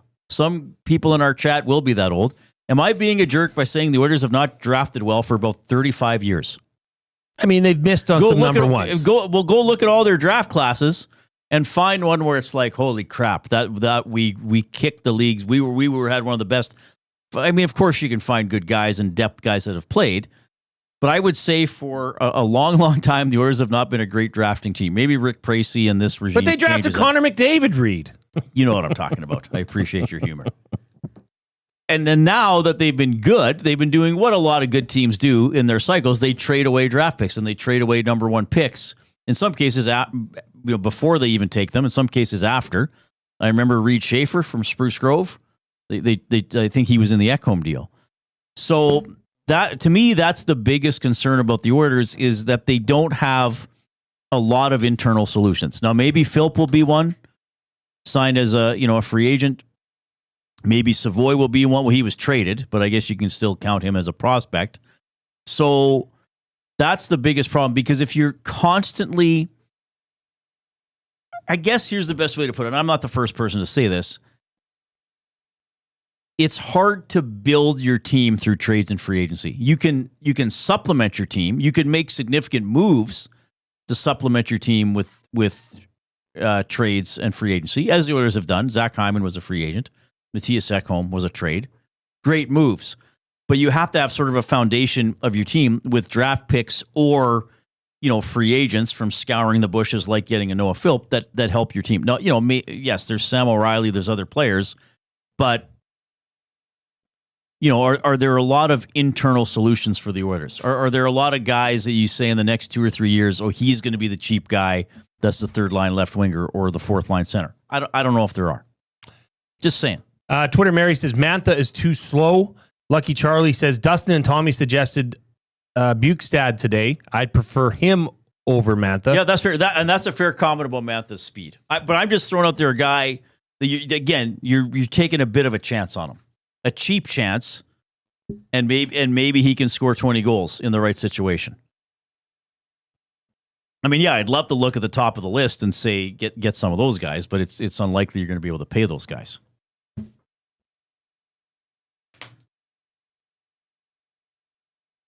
It'll be interesting to see. Very interesting to see. Yeah, it's going to be great. It's a fun time of year. It is. Talking hockey already. All right, we are going to take a timeout. By the way, if you're on YouTube, give us a thumbs up. We're almost at 100. We want to try to get to 155 for a double word of the day. We're going to have Blake Price out of the Sekeres and Price podcast in Vancouver for a little bit of their perspective on the Evander Kane trade. You can keep emailing Reid at EdmontonSportsTalk.com, Jay at EdmontonSportsTalk.com. Text us, River Crew Resort and Casino inbox. It's 780-218-9999. Here comes the Coop.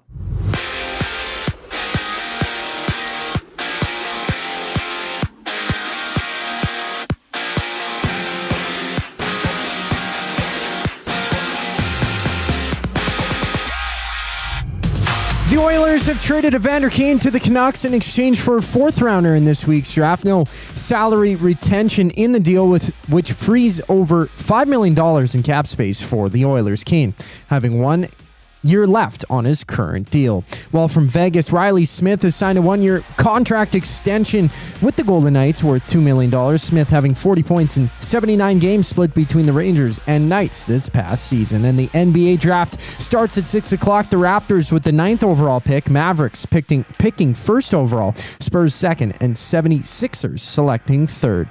Elsewhere, ESPN's Shams Charania has reported that John Collins of the Jazz has picked up his player option for next season worth $26.5 million. MLB action has Toronto and Cleveland warming up for action. Max Scherzer gets a start for the Jays, having 2 games underway, including the Angels up 5-2 over the Red Sox in the bottom of the 8th. For the Riverhawks, they rematch the Harbor Cats. Catch the game on any of EST's audio streams. Coverage starts just after 7:30. This sports update is brought to you by Advantage Sports Medicine. Connor McDavid's got a team of specialists, and you're stuck with a bag of frozen peas. Get the same locker room approach that's trusted by the best in the game. Call them at 780-460-9977 or visit their website at advantagesportmed.ca to book an appointment. Today, the show rolls on once we get back from break. I'm Zachary Kubish, keeping you up to date. EST Hangout. Like, my phone is really blowing up with my Canucks cousins who are saying that Canucks radio is losing it right now as well. They're saying he's slow and cocky. He had 2 surgeries. How is that addition of Kane going to really help the locker room? And that management has lost it. Well, he instantly becomes their best player, so deal with that. The EST Hangout, presented by Sentinel Storage. Weekday mornings 9 to 11, only on Edmonton Sports Talk, your clear choice for Edmonton sports. Summer in Edmonton means 3 things: warm weather, long nights, and plenty of sports. From the lake to the links, you can boost your summer fun with hundreds of casino games, live betting on your favorite sports teams, and access to popular lotteries.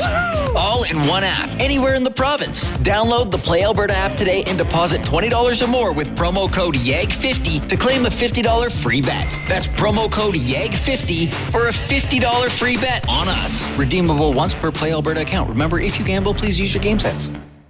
You've always known GCL Diesel as the experts in diesel fuel systems, but did you know that GCL is also your source for turbochargers and turbo repair? As a turbo supplier for Garrett, Borg Warner, and Holset, GCL can provide genuine original equipment turbos at wholesale prices.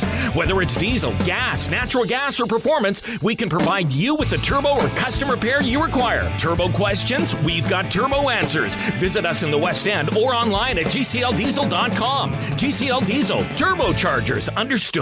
Here's to the beautiful lakes and stunning landscapes Canada has to offer. And for the kayak, camping gear, and summer toys you use to enjoy them? Need extra space? Sentinel Storage. Try 4 weeks free. Visit sentinelstorage.ca. Happy Canada Day.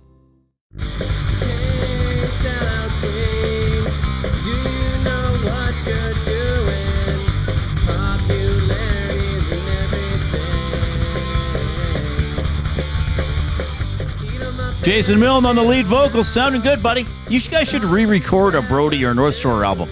Just re-record it, or write some new material.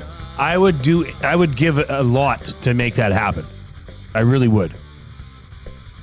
I'm looking back at the Oilers draft history. I don't know. In 2012, they picked 7 players. 3 of them played over 330 NHL games. One of them was Neil Yakupov. One of them was Jujhar Khaira, who was a depth player. And then there was Eric Gustafsson, who did his best work with other teams. They did draft a guy 114th overall in 2011, Toby Reeder, who never scored a goal with the Oilers. 478 games. I'm just struggling to find, and I've looked at this before, so I'm just looking again. Like 2007, they did draft Sam Gagner 6th overall. Played a lot of games with other franchises too. Riley Nash, who never blossomed as an Oiler, played 628 games. It's tough, buddy. Like 2003, they had a few guys play over 150 games, but none of them were really stars. Many of them played their best hockey with other teams. Brodziak went on to play with other teams. Maybe this was in 2012. They had a lot of draft picks in 2012. They got Jarrett Stoll 36th and Matt Green 44th. Both helped the Oilers go to the Stanley Cup in 2006, and then both helped the LA Kings become a very good team. They got Mike Comrie 91st and 99. He played 589 games. Maybe buying or selling for Damon Bunting. I'll give you this. And we're just doing this spur of the moment. We didn't know we were going to dive into this deeply. Buying or selling for Damon Bunting, who brought Xavier Moon by earlier. A consistent top-producing realtor in the greater Edmonton area for over 17 years. He and his team would love to help you find that right home or make the move from your current home. Community-driven, he understands what it takes to make a difference in our city. Check him out, DamonBunting.com, Instagram handle, Damon Bunting Real Estate. The Oilers' most astute draft pick, well, there's a couple options. In terms of a non-first rounder since 1990,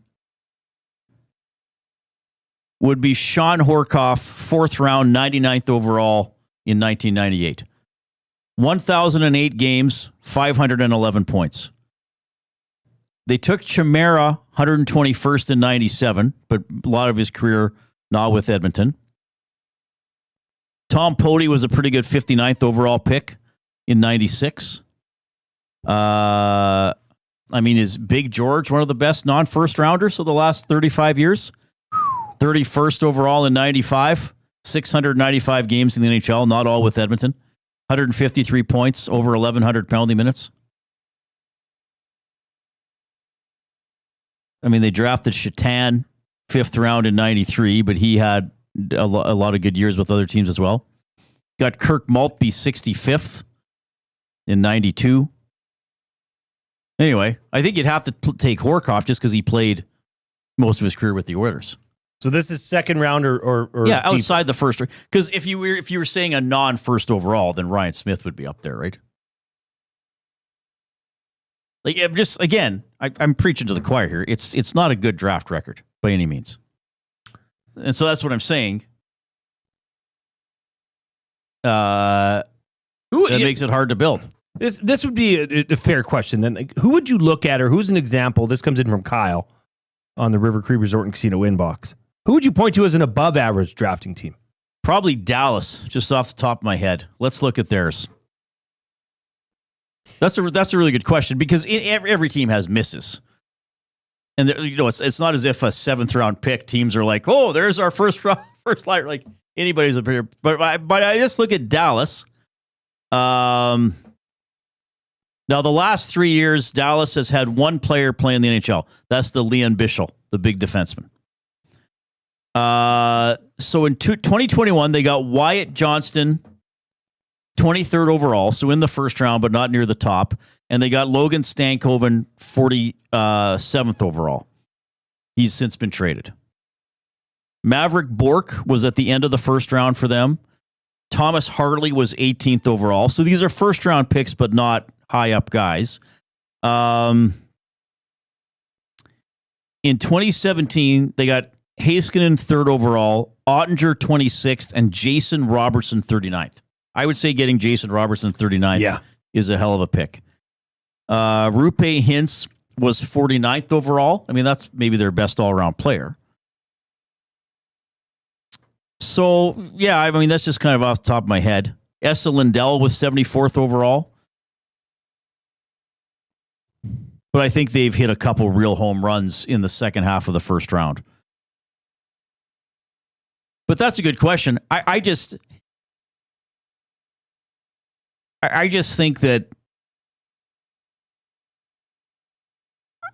even that without going through every single team, I just feel it's kind of instinctive that the Oilers haven't drafted very well.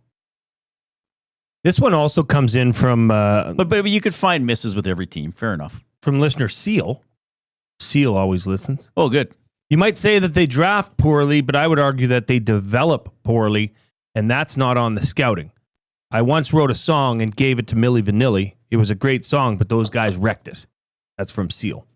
Well, that is a good point. And whenever I bring up this argument, that's another thing that is mentioned to me. Have they drafted bad players? Have they developed them poorly? Have they not put them in the right situation in their minor league system? Have they brought them along too quickly because the team has been bad? All that sort of thing. So I guess that maybe bundles all together. But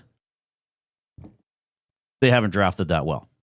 Now, one thing we have not talked about, and I don't know if it's on purpose or not, but we have not talked about goaltending at once on this show. No. We've talked about, the Kane trade opened up some cap space, but that's going to get diminished because they got to sign Bouchard and Trent Frederick. And how do they do this? And do they have players in the organization already that can fill these roles? Where does this leave the discussion, Reid? Because I think there's only one answer, at least for me, about goaltending. I don't know how they can't run it back the same way. They've got 2 goalies under contract that combined for $3.6 million. Yeah. And I mean, no, I like it or not, I think they're going to look at other goalies for sure. But what kind of significant upgrade can you make in net when you're up against the cap? Well, I think here's the thing. So you're not getting a AAA caliber goaltender, like a star goaltender, right? You're not getting Ottinger or Hellebuck or a guy like that.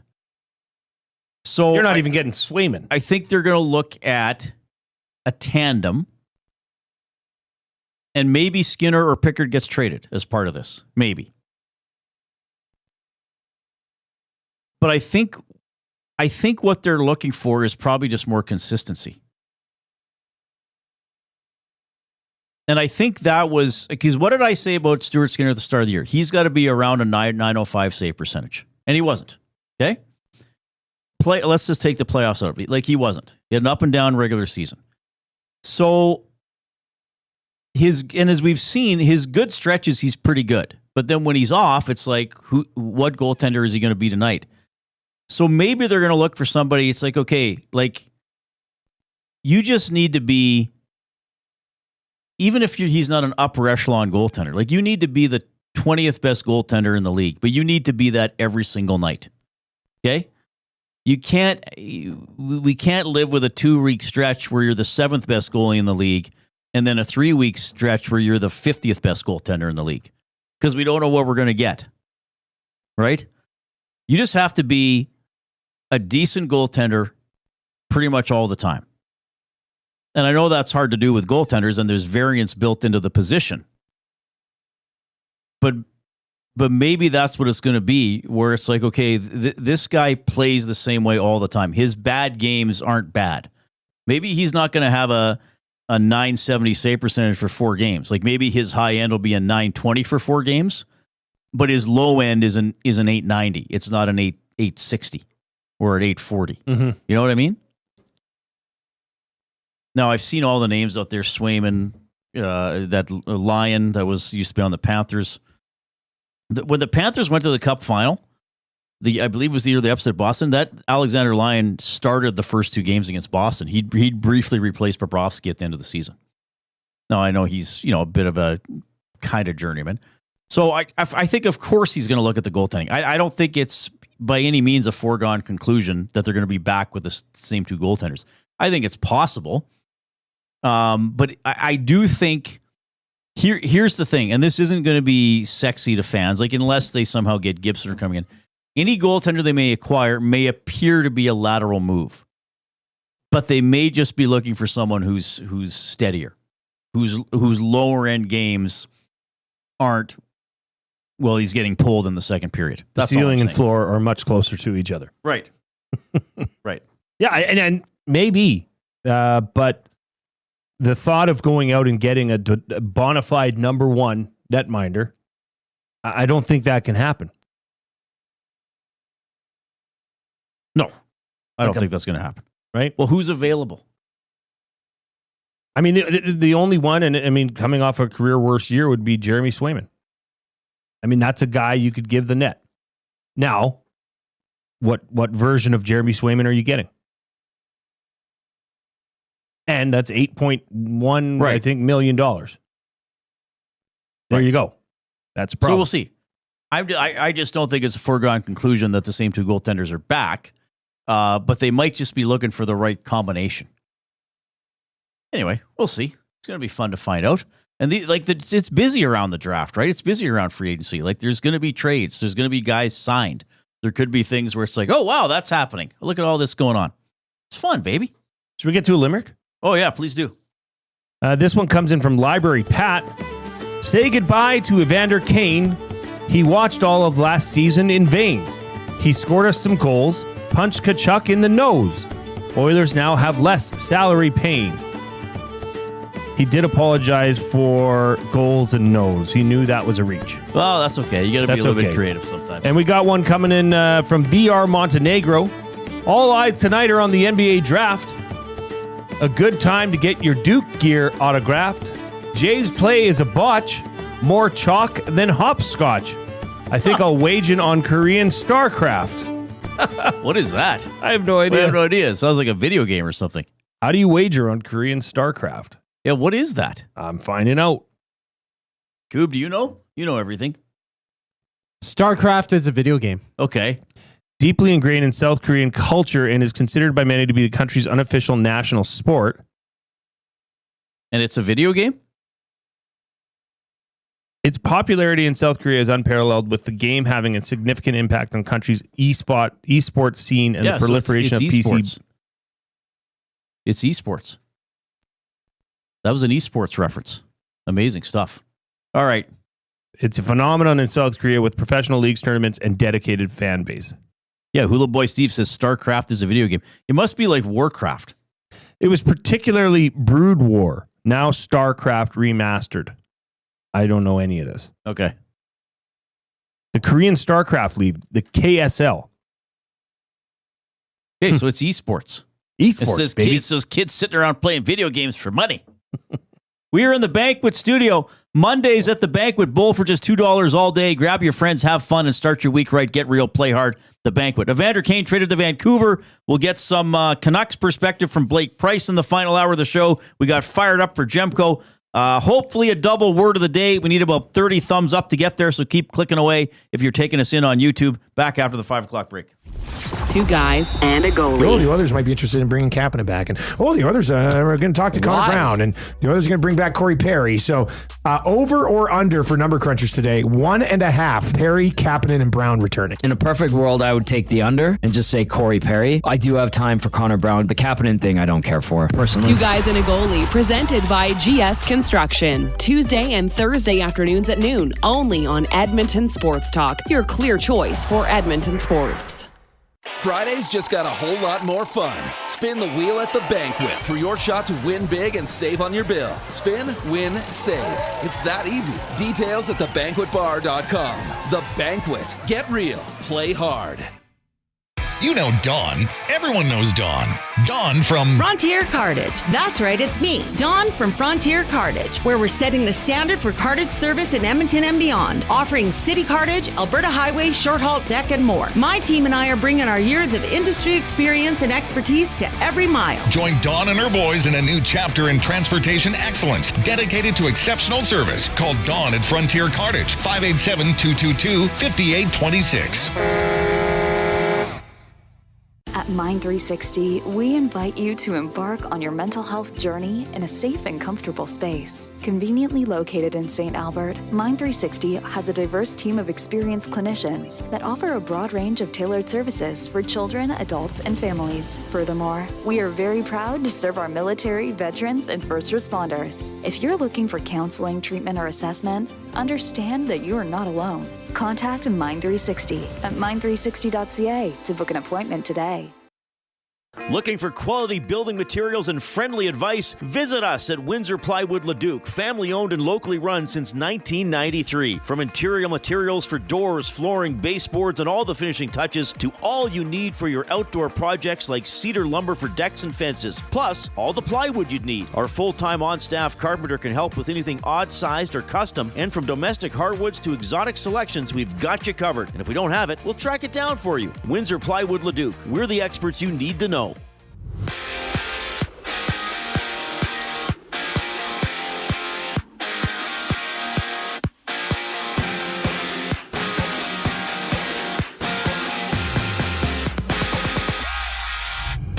Evander Kane is now a Canuck, being traded from Edmonton in exchange for a 4th-round pick in Friday's draft. And Kane, he has 1 year left on his deal, with the Oilers gaining just over $5 million in cap space with the move. For the Golden Knights, 34-year-old Riley Smith has signed a 1-year contract extension worth $2 million. The deal includes a no-trade clause. MLB action has 4 games live. Jays down 1-0 to the Guardians entering the second inning. Elsewhere, the Angels hold the Red Sox 5-2 in the top of the 9th as Baltimore trails the Rangers 1-0 in the first. From Victoria, the Riverhawks and Harbor Cats scrap, Edmonton winning 8-3 last night. Catch the game on any of EST's audio streams. Coverage starts at 7:35. Meanwhile, the NBA draft starts at 6. The Mavericks, Spurs, and 76ers picking 1st, 2nd, and 3rd respectively. The Raptors hold the 9th overall selection. I'm Zachary Kubish. That was your sports update. The 3rd and final hour of the Reid Wilkins Show starts right now.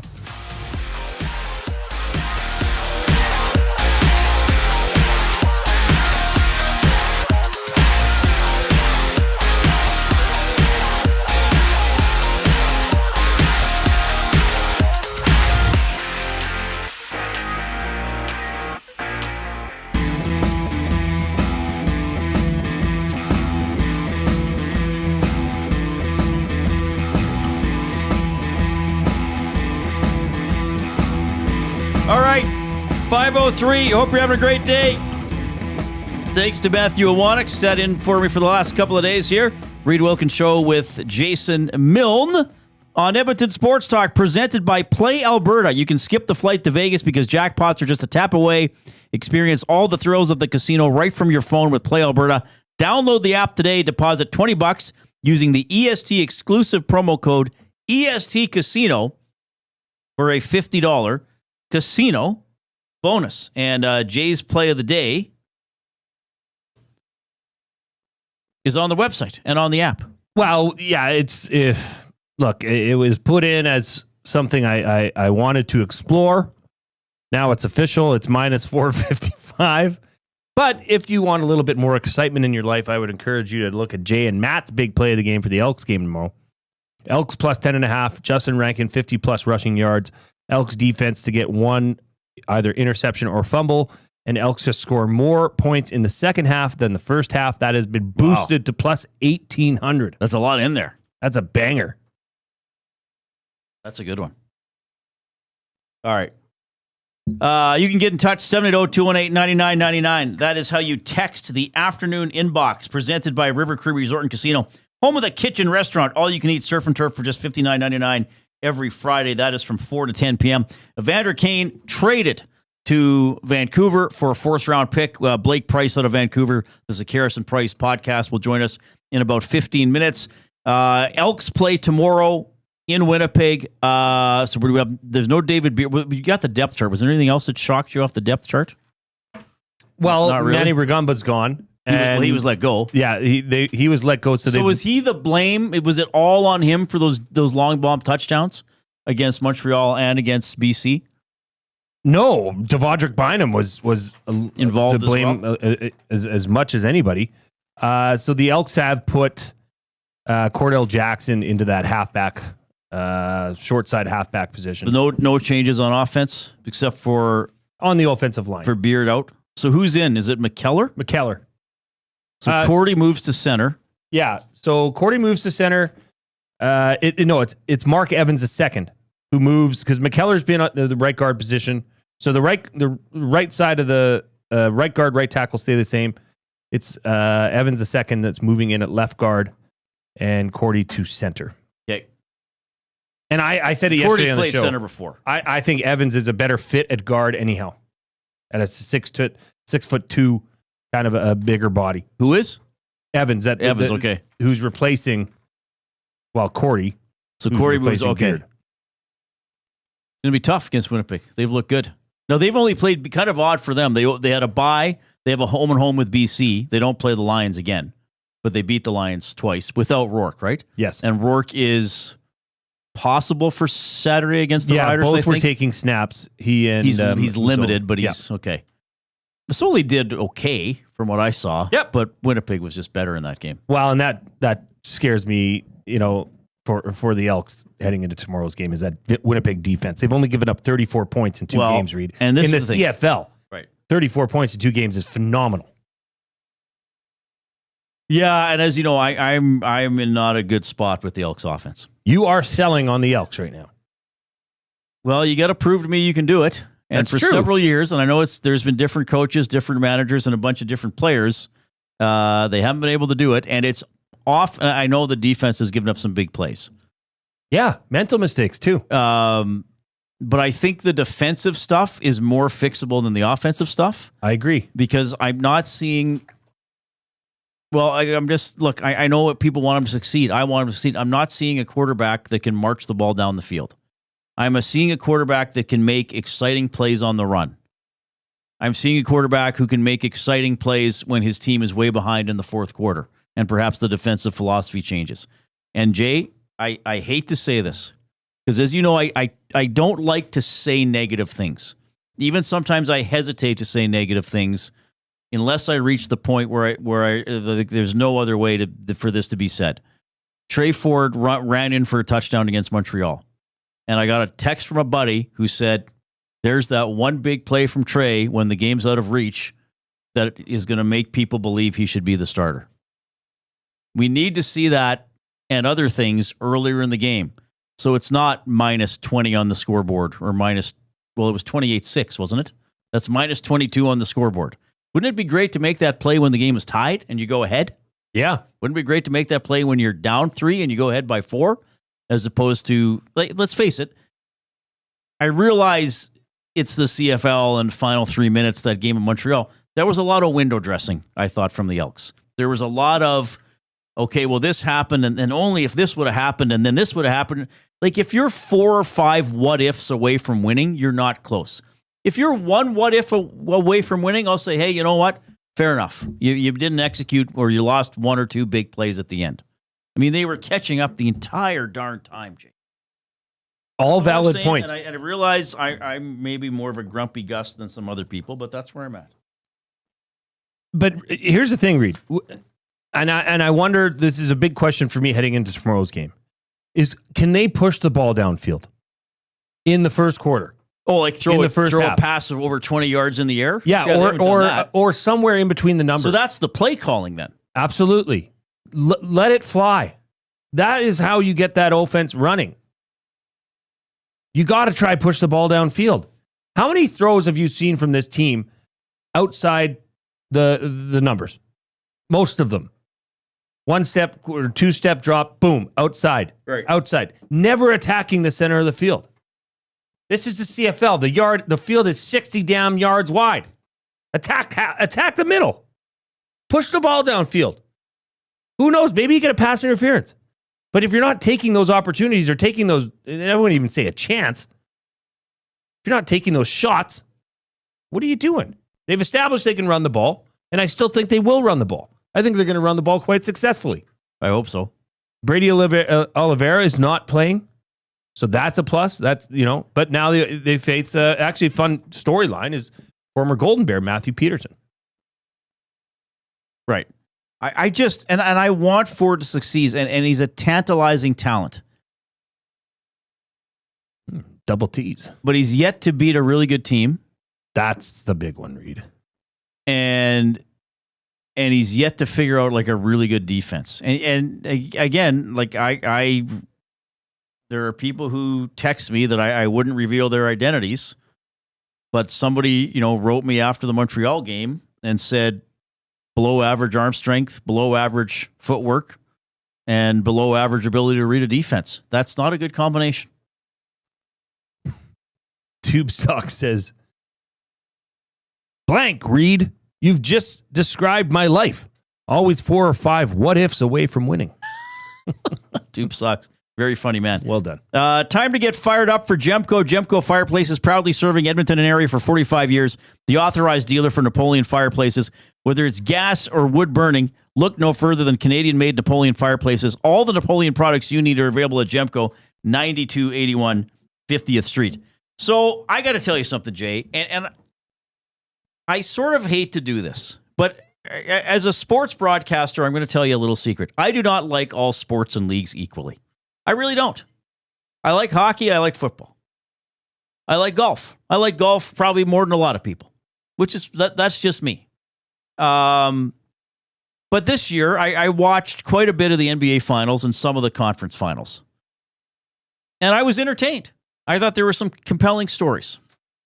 And then I missed the first quarter of Game 7. So Halliburton had already been injured. Okay? And then, you hear about this Halliburton injury, and they didn't show it for a while. I was like, I hope it's not some gruesome one where, he's walking on a exposed bone or something like that.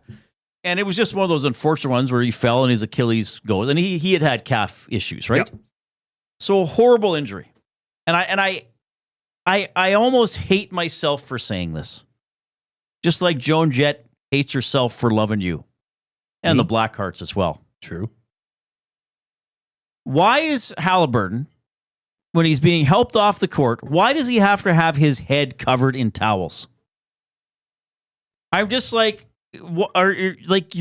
yes, it's a horrible situation. And I thought to myself, maybe he's in tears. Maybe he's really upset. Maybe he thinks now his team is going to lose because he's hurt. Fair enough. But to me, if you're going off the field, or if you're going off the court, or you're going off the ice, and you're out for the game, it ain't about you anymore. You're the leader on that team. Talk it up. Talk it up to your guys. Guys, you're fine without me, boys. Go get it, boys. Hey, you played without me before. Go get it. Instead of, I'm so mopey about this, I can't even show my face. And this is my overall complaint about the NBA that makes me, for years, enjoy it less than other sports, is that it is a complex team sport that is often marketed as an individual sport about individual glory, and the team is often ignored. Well, LeBron's got to get his rings. He's got to get as many as Michael because Michael had this many. No, it's not about the Bulls. It's not about the Lakers. It's about the star players. Now, this is the league they want. Because, and maybe some younger people don't know this, In the 1980, the games weren't on live TV. They were on tape delay. And Magic Johnson, as a rookie, had an incredible game playing center. And then Larry Bird came along. And the NBA realized we got to market the stars. So it's Magic versus Larry. And then it's Jordan against Magic. And then it's Barkley against this guy or whoever. So you need your stars. But it's so star heavy in the marketing that now you've had generations of players who have bought into this. Dusty's probably going to be mad at me. LeBron James did a damn television special about who he was going to sign with. Can you imagine a player in any other league doing this? That is disgusting that was done. He did a television special about where he was going to sign. I'm going to take my talents to South Beach or whatever he said. Shut up. Sign your contract and play. Tyrese Halliburton, I get it. It's one of the worst moments of your life. You know what? You're a pacer. You're not the Halliburton All-Star team. And bless SGA, arguably the greatest Canadian basketball player of all time. Probably just slightly behind Steve Nash because Nash played longer and won 2 MVPs, though he didn't win a title. So the first thing SGA has to do after the championship is get the gold sneakers around his neck because he's got to deal with Converse or whoever it was. Screw your teammates. Screw anything else. I got to make sure I got these gold sneakers so everybody Googles them and I get my... That shouldn't have even been allowed. Could you imagine a hockey player doing that? The Panthers win the Stanley Cup and Barkov has to go get a new stick that he's marketing and skating around with it. This is what bugs me about the NBA. It's all about individual glory, just the stars. And if it's marketed that way, that's fine. But the players themselves eat it up. And they obviously have a hierarchy. No. I'm more important than some other guys on the team. Bugs me. I don't like it. That's what I'm fired up about. That's all? I had other things, but that took up enough time. Yeah. But I think that's the monster the NBA has created. Like, and you alluded to that, and I think it's done so on purpose. To drive their stars. Right. Now, has that gone to their stars' head? Quite possibly, yeah. Yes. I did not like SGA doing that with those shoes.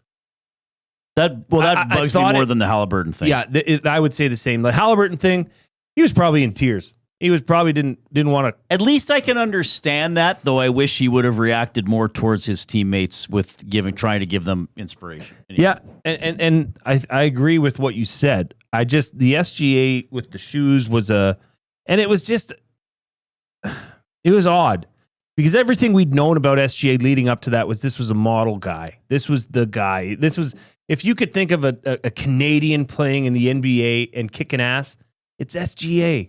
Modest, well-spoken, seemingly a family man, right? And then you go and make it all about yourself on the biggest stage, literally and figuratively. I did not like that. But these guys got to sell shoes, bruh. Speaking of crying, did you catch TJ McConnell coming off the court? No. Coob? This is what happened after the game. They gave everything they had. Oh, yeah, I saw this. this. And now emptied the tank and fell just one game short of their first NBA title. Yeah, I saw that. Who is that? Okay, you know what? At first glance, I said, why is TJ McConnell's mom telling the NBA, the camera, to get off her son? I'm sorry. That's just the name of the game. But you know what? That was not his mom. You know who that was?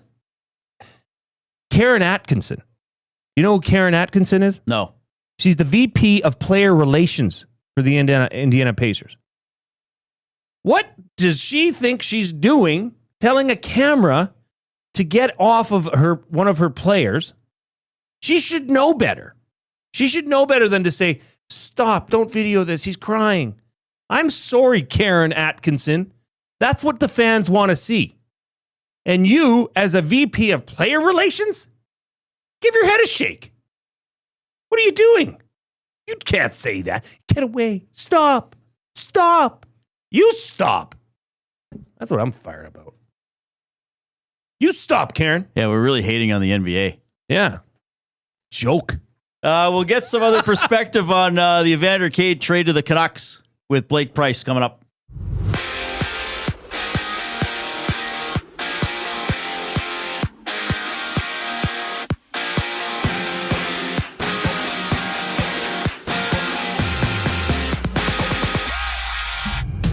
Evander Kane is headed to his hometown in Vancouver, being traded from the Oilers to the Canucks in exchange for a fourth-round pick in Friday's draft. The 33-year-old missed the entire regular season for the Oilers, coming back for the playoffs, scoring 6 goals and 12 points in 21 games. Other hockey news sees the Golden Knights extending Riley Smith to a 1-year contract extension worth $2 million. The 34-year-old picking up 40 points in 79 games, split between the Rangers and Knights last season. In baseball, the Jays are down 1-0 in the bottom of the third against the Guardians. Max Scherzer pitching for Toronto with 2 outs for Cleveland. Elsewhere, 4 games are live, including the Rangers up 1-0 over the Orioles entering the 4th inning. And on the road, the Riverhawks meet the Harbor Cats. Listen to the full game on any of EST's audio streams. Coverage starts at 7:35. In the NBA, draft goes tonight. Toronto with the 9th overall pick.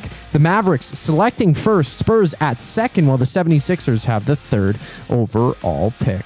This sports update is brought to you by Windsor Plywood Leduc. Locally owned and operated, serving Leduc and surrounding area since '93. They have doors, flooring, baseboards, and of course, they have plywood. Go see the knowledgeable staff today at Windsor Plywood Leduc. The Reid Wilkins Show rolls on once we get back from break. I'm Zachary Kubish, keeping you up to date.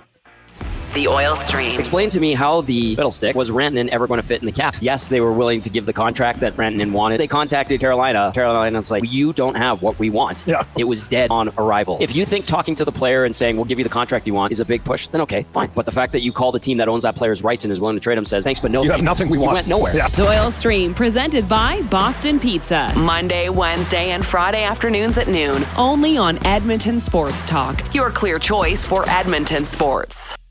Summer in Edmonton means 3 things: warm weather, long nights, and plenty of sports. From the lake to the links, you can boost your summer fun with hundreds of casino games, live betting on your favorite sports teams, and access to popular lotteries. All in one app, anywhere in the province. Download the Play Alberta app today and deposit $20 or more with promo code YAG50 to claim a $50 free bet. That's promo code YAG50 for a $50 free bet on us. Redeemable once per Play Alberta account. Remember, if you gamble, please use your game sense. Strike up some fun at the Banquet Bar. Bowling, drinks, and a great time with friends where the good times roll. Whether you're here to bowl or just hang out, the Banquet Bar is your go-to spot. Get real, play hard at the Banquet. Hey Edmonton, ready to take advantage of lower rates and better pricing? South Fort Chevrolet in Fort Saskatchewan has you covered. From rugged trucks to sleek SUVs. And with over 40 years in business, you can trust that you're getting the best deal on your new ride. As the proud title sponsor of the Nielsen Show, EST listeners can drive a little to save a lot with South Fort Chevrolet's transparent pricing and down-to-earth sales team. Visit us today in Fort Saskatchewan or online at southfortchev.com. River Creek Resort and Casino on K97 proudly present Steve Earle and Reckless Kelly. Featuring small band and acoustic performances, Steve Earle and Reckless Kelly in the venue July 25th. Tickets at rivercreekresort.com. River Creek Resort and Casino. Excitement. Bet on it. Hosting the Big Canada Day Bash? Make room for the celebration with Sentinel Storage. From decluttering the garage, storing your seasonal gear, and keeping your treasures safe, we've got the space so you can enjoy the day and every day. Try 4 weeks free at sentinelstorage.ca.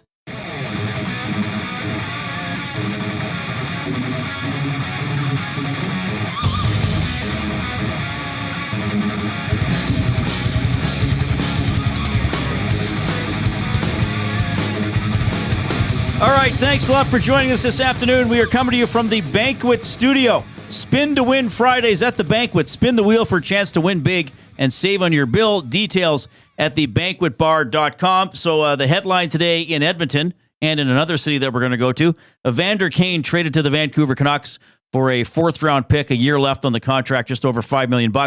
I have a special memory of our next guest. So I used to go cover the Young Stars tournament in Penticton. So it'd be like the Canucks, Oilers, who was there, Flames and Jets, and it was all the prospects would play a tournament. And then the final Oilers game would often be at like 11:30 a.m. on a Monday. So then, usually I'd have a flight back to Vancouver or something in the evening. So this guy probably doesn't remember this, but it was special to me because he's a big shot, right? Mm-hmm, mm-hmm. We had a taco outside a taco truck in Penticton. We sat and had a taco and had a conversation. I bet you he would remember. I don't know that. if Blake Pleisch remembers that or not from the Sakaris and Price podcast. How you doing, Blake? I'm good, and yes, I remember. It was like a taco caboose almost. It was, behind the back main road there on Penticton, and I remember it. Yes. Oh, that's awesome. How you doing, buddy? It's your first time on. We've had Sakaris on a couple of times. Your first time on this show. Welcome aboard. How are you doing? I'm doing well. We had a lively big news day at the end of June here before draft and free agency. So I'm always a fan of those. So what was the?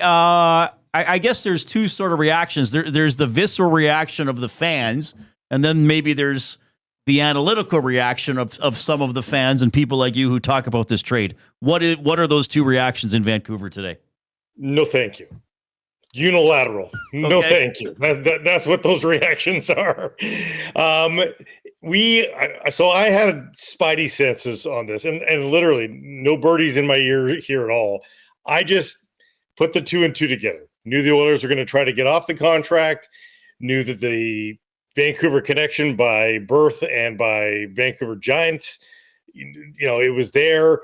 It seemed obvious. The only thing that wasn't clear to me is, of course, the Vancouver Canucks wanting to end the soap opera in the dressing room that plagued them all year last year, why they would do this deal. But otherwise, I was like, it makes a lot of sense. 1 year left, zero risk. If you get the Oilers to chew on a little bit of the contract, I could see the Canucks doing it. Well, it wasn't right on all fronts, but it happened. And we put out a poll question a week ago in anticipation of this, just saying, hey, would you be in favor of it? 80% of people said, no way, no thank you. So we began today waking up with this trade already in our back pocket, basically.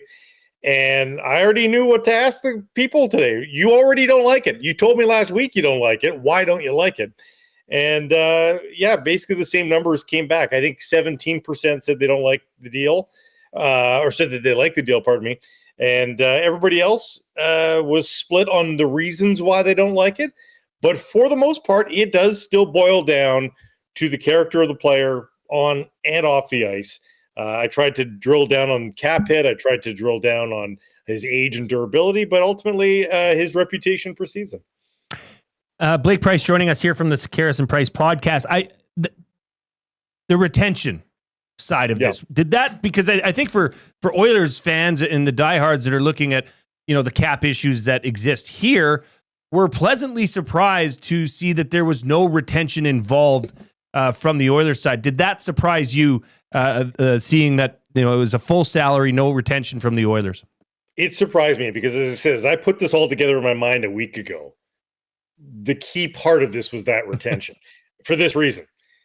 If what we saw in the first 3 rounds of the playoffs, at least, was a mirage and he hits the cliff, the age cliff, and he's not effective anymore. If the durability and the injury, so I guess you can't really forget the durability part, the age part, performance, it's not there, or character parts, it is there, and you don't like what you see.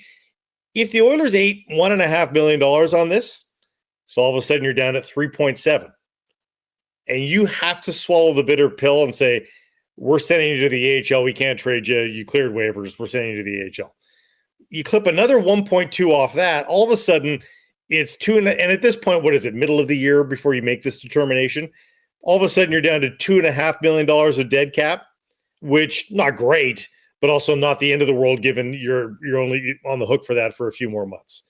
So you can really mitigate how big a mistake this was going to be as long as the Oilers took a part of it. Oilers didn't take a part of it. Send the guy down to the minors now, you're still on the hook for $4 million. And all of a sudden, that's a pretty nice player at $4 million. That's a decent player at $4 million. So, it's even though it's just 1 year, there's still risk here for the Vancouver Canucks. There's a risk that you discover pretty early on. Either he doesn't have it, or you don't like the cut of his jib, and he has not moved on, has not matured, as many people, the few defenders that he has have said. Blake Price joining us. Good summary there. A divisional opponent, really a heated rival of the Edmonton Oilers. So we want to get some other storylines here. Look, they were first in the division. They couldn't beat the Oilers in Game 7. And then clearly this year, kind of wasn't great all around, I guess. I mean, I don't know if they were ever, I can't remember if they were ever even in a playoff spot like in November or December. I think they were playing catch up most of the season. So what else are we looking at for a big storyline or two here, draft free agency trades for Van this summer? Well, they talked about the fans and media talked about needing a center and a forward to really get the offense back up to snuff after the loss of a guy like a JT Miller and the decline of an Elias Pettersson. But really, every move that the Vancouver Canucks make this season, save for trading Elias Pettersson, which does not look like it's going to happen. So assuming that doesn't happen, every move that the Canucks make has to be with the assumption of a bounce back of some sort for Elias Pettersson. It might not be to 100 points like where he was, but I think you have to operate within the context of he's going to get 80 for you, right? High 70s at the very least. So then you're assuming that because you've got more evidence that he is that player than you have that he's not ultimately over the course of his career. So if you assume that, you add another scoring winger and a decent second line center. And by the way, decent means a Michael Granlund. Okay. It means a 55-point center. So not the best second line center, not Ryan Nugent-Hopkins, or however you want to dissect McDavid and Draisaitl on any given day. It's not going to be that level, but it's league average or just below. Because the Canucks blue line is quite good. The Canucks goaltending with Demko and Lankin, and if those are two, it's very good. So if you have average scoring, you're okay. A winger and a center gets you to average score. But now the path, especially with Evander Kane blocking $5.125 million of this, finding that additional winger, and I don't think we can pencil in Kane as the additional winger, given that you're losing a guy like Pius Suter and Brock Besser as well. People are talking about on top of that. So they need a center and a winger. How they get their guys with the remaining cap dollars, there's room for one of those right now. They're going to have to trade away a player at least at the $3 million range, which is a Dakota Joshua, which is a Niels Höglander, or you go up to a $5 million player like a Connor Garland, who you could find a market for, but he's a pretty effective player too. So then again, you're just treading water at that point. So no, they're in a pickle. I don't see a clear path out of it. I think a guy like a Marco Rossi helps them certainly if they decide to go down that route, but he's going to cost something, and he's going to cost something off the roster, significant. So it's not an easy off-season puzzle right now for the Vancouver Canucks. And looking at the Canucks, there's no comparison to the really dark times here in Edmonton. But they're changing coaches every year for one reason or another. It can't be good. No, and that says it all about what this dressing room must have looked like last year for Rick Tocchet to dust off his hands and say, I'm out of here. Because rarely do you walk away from a talent like Quinn Hughes. And you would say that about Pettersson too normally, but is that a direct comment on Pettersson of Rick Tocchet loves Quinn Hughes. Absolutely loves him. But clearly the sum of the parts around Quinn Hughes, he was like, I don't see a path. This is not worth the next few years of my career where I could be somewhere else where maybe I feel like there's a better direction, a better future. And he's going with Matt Mishkov and the rest of the Philadelphia Flyers instead of Quinn Hughes and the Canucks. All right. Blake Price joins us. I want to talk quickly football with you as well. Who's playing quarterback for the Lions on the weekend? Do we know? Anything come out today? No, but it was pretty close to 50-50 between Rourke and Masoli at practice yesterday, and they're on the field right now, or getting off the field right now. If it's 50-50 on Tuesday, that leads me to believe they are hedging towards Rourke, providing there's no step backward. But if you're 50-50 on Tuesday, like if you were cautious, I think you would have been, more Masoli on Tuesday, ramping up Rourke. If you're 50-50 on Tuesday, I think they're probably on a path to Nathan Rourke. But we'll see if there's a step back here in the next couple of days. He didn't throw deep balls yesterday.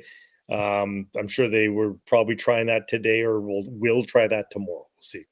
Okay, I got one more on him because we've seen the Lions, have a bit of a resurgence, I think, as a franchise, and even if they bring in people to perform at the home openers, they still sell tickets. The team has been better. Clearly the teams in Alberta have dropped off the last few years. So the Lions have been kind of competing with Winnipeg and Sask. Winnipeg still leading the way to get to the Grey Cup. Where does Rourke stand in that market? Like, is he like, for people, we like a couple Canucks and then we like Rourke, or is it not quite? Because like when Riley was here, he was pretty big, and the Oilers also weren't very good. Where does Rourke stand with the fans? Well, the Elks, they have a higher standing in the sports fans audience anyway versus the BC Lions. Lions are not down to the dumps. These are not low times for the Lions, but to get to Edmonton, Calgary, Winnipeg level of ownership of the market, share of the market, that's the next step, and the Lions aren't quite there yet. Rourke, because of a step back season, if Rourke had backed up the MVP-ish season of 2 years ago with another one when he came back into last year, I might have a different answer for you. But because it was a step back season, people are very much wait and see. Is he special? Was that just the season that that everything came together for every part of the BC Lions and gave Rourke the opportunity for success? I think people are going to need more proof before they start to give Rourke more helium in the market in terms of the the city's stars, if you will. Right. Okay. Blake, I wanted to ask you about the Canadian national soccer team playing last night against El Salvador. Did they play last night? That was a wrestling match. That wasn't I was just going to say, scheduled soccer match. Was that the most obscure, rough? I mean, I'll be honest. I'm not the soccer guy, but I was watching Canada. It was a perfect night to try and get into this Gold Cup. But what was that? Well, for your audience that saw the dawn of our generation in the Ice Teca game, it was nothing close to that. And even if you think back to that Ice Teca game at Edmonton, Canada played Mexico pretty roughly, to not close to that level. But I'm saying they were still very physical with Mexico, knowing that in the frozen tundra, that would really put them off. Never mind the weather, but also with some physicality. So, hey, we're not above that.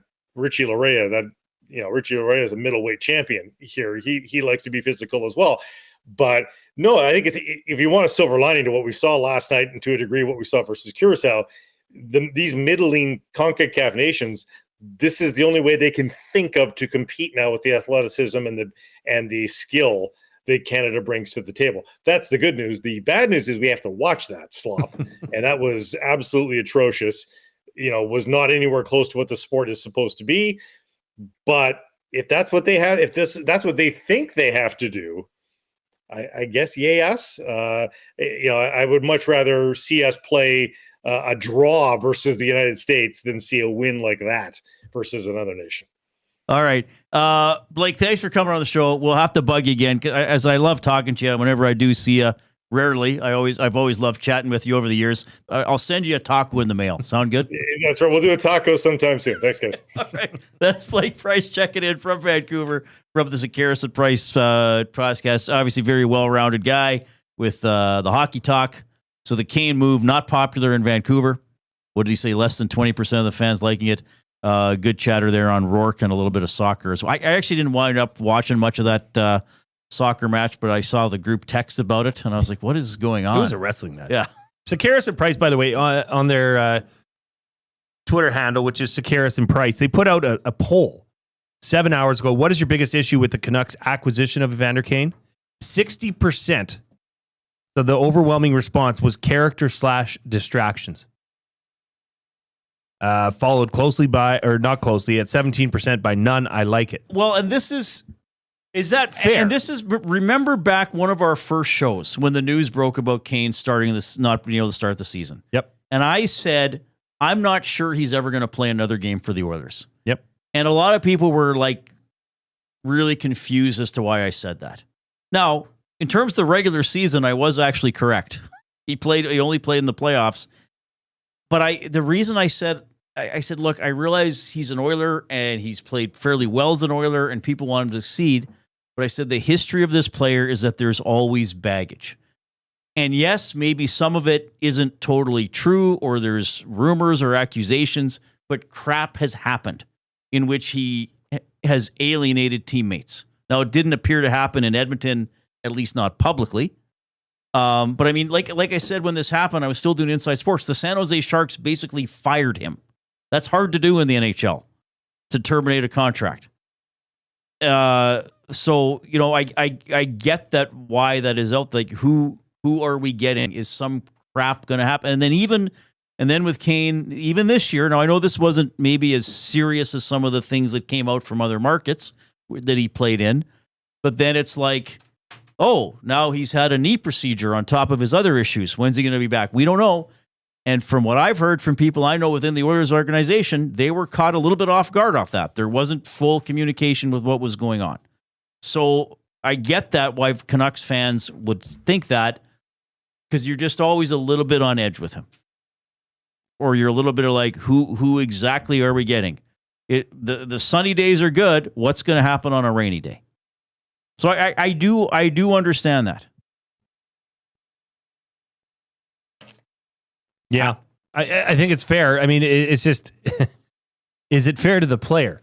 You know, right now, entering a new team, I mean, that's just the baggage that I guess is going to follow him, right? Yep.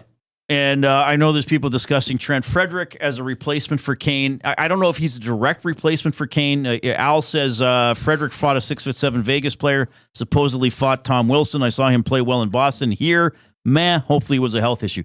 That's totally fair. Trent Frederick was, I would say, a mainly inconsequential player in the postseason for the Oilers. Yep. I would not say he was bad. I would not say he was a negative. But there weren't a lot of games afterwards where you're like, oh my God, what a game. Like, he only played 12 minutes, but he felt like he was out there the entire time. I mean, he got a big goal against Vegas. To be fair, pretty bad luck on that one overtime. Should have got a goal. Where Vegas won it, where Leon won it anyway against Toronto. But I think that's a good point from Al. Now, what the Oilers are gambling on, and Frederick betting on himself, is that the ankle was inhibiting. And it sounds like it was. Yes. So, Al, fair. I think that a lot of people within the Oilers organization and in Trent Frederick's camp, and this contract hasn't even happened yet, but we think it will, that they're saying this ankle was not healthy enough. And he wasn't fully himself in the playoffs. So we'll see. You can text us 780-218-9999, afternoon inbox, presented by River Crew Resort and Casino, home of Tap 25 restaurant, where the entire menu is 50% off 7 days a week from 2 to 5 p.m. Keep clicking the thumbs up on YouTube. Let's see how high we can go. We are going to do a double word of the day. Because did you guys do word of the day without me? Who spelled to who? We did yesterday. Maddie did 2 words. I got, what was the final score tally I got? I think it was over 3. I spelled both words. They were easy. Okay. I think one was sorbet and one was fudgesicle. Fudgesicle was the word? Yeah, we had an ice cream debate yesterday. Oh, yeah, because you guys were eating on the show yesterday, weren't you? I missed all the fun stuff. Well, old Reid comes back and everybody gets serious. There's still what is the drumsticks? There's still a drumstick in the freezer. Are you guys eating drumsticks? I was. That's crazy. Matt tried killing me. Cool, because was there not hazelnut involved? Yeah, in the pistachio ice cream, Reid. Oh, you can't have pistachio either? I can have pistachios. I love pistachios. I can't have hazelnuts or tree nuts. And it said on the hazelnut flavoring, which generally gets me, even though it's just flavoring. Evil Matt. Yeah. Evil man. All right, here comes the Coop with the last update of the day.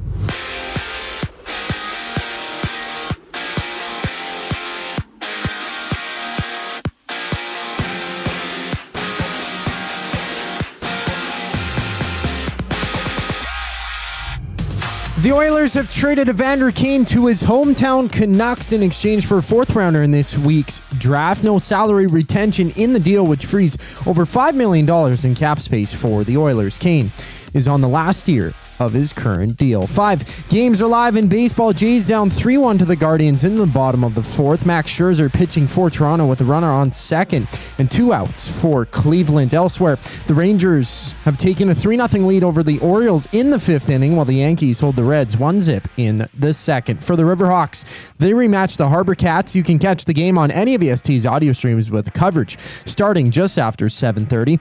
And the NBA draft starts at 6 o'clock. The Raptors pick 9th overall, the Mavericks picking 1st, Spurs 2nd, and the 76ers selecting 3rd. The final segment of the Reid Wilkins Show brings us back on the other side of the break. I'm Zachary Kubish, keeping you up to date.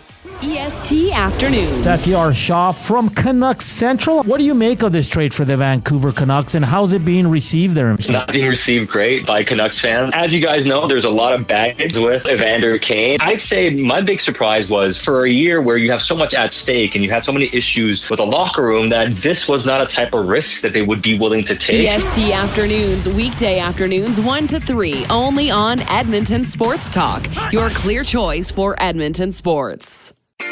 Your brand deserves more than just a whisper, it deserves a buzz. At the Hive Product Marketing, they specialize in promotional products that bring the buzz. From eye-catching giveaways to unforgettable keepsakes, they got the perfect products to make your brand stand out and get noticed. Visit the Hive Product Marketing and let them create the buzz your business deserves. The Hive Product Marketing, the official merch partner of Edmonton Sports Talk. Visit them online at thehiveproductmarketing.com.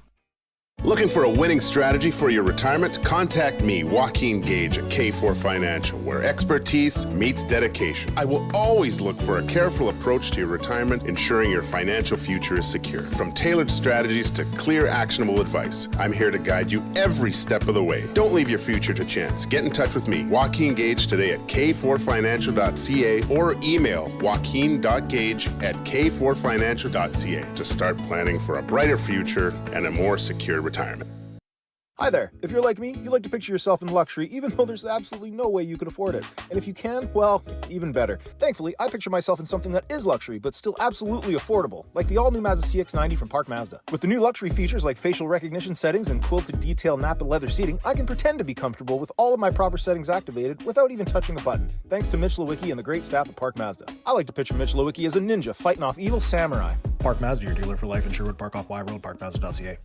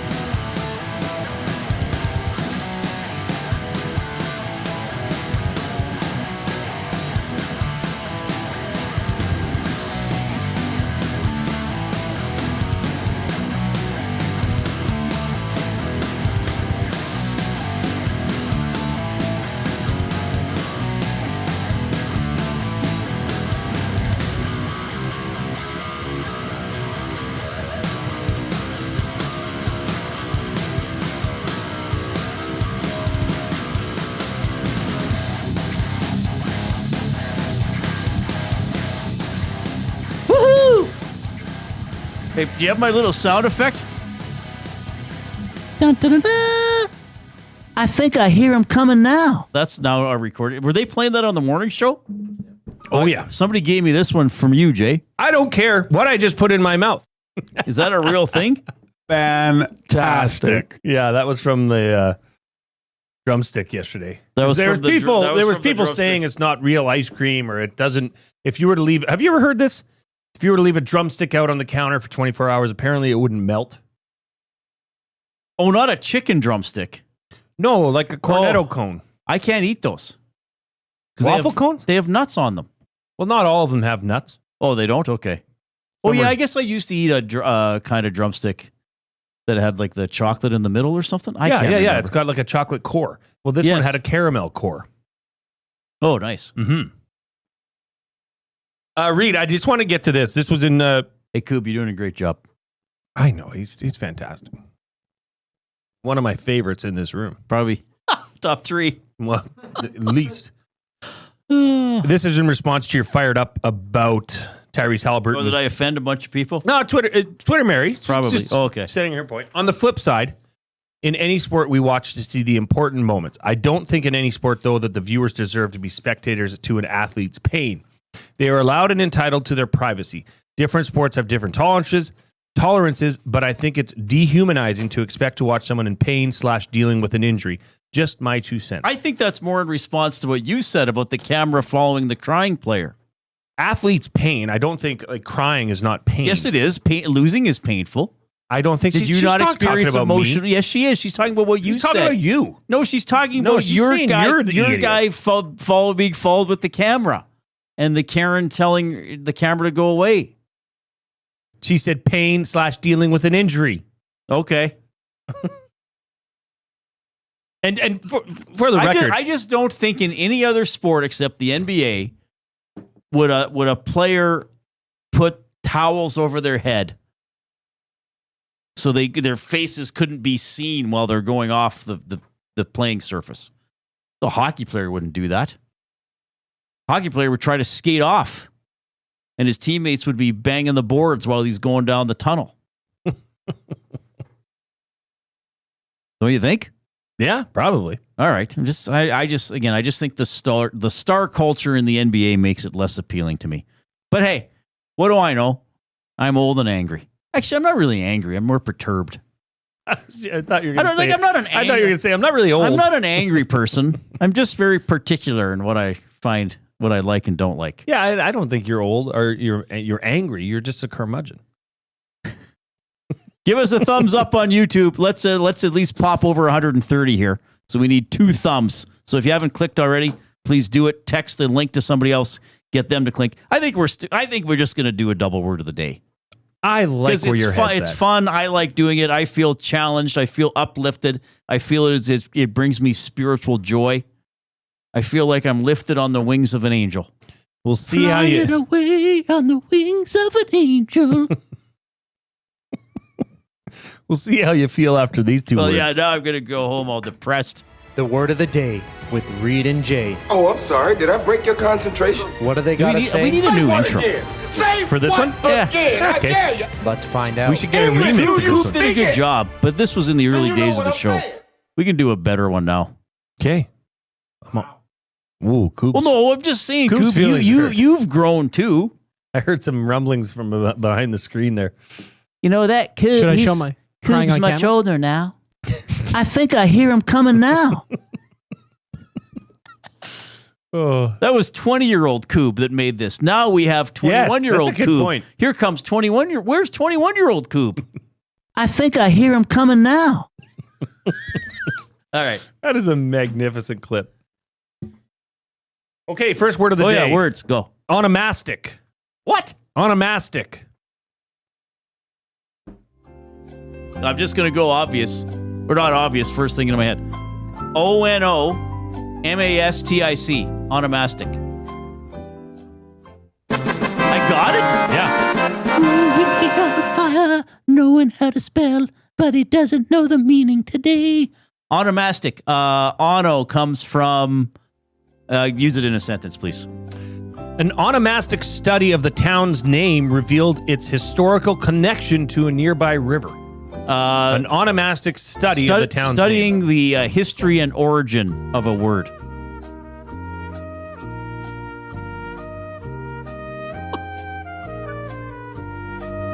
Wow, this is Of relating to or consisting of a name or names.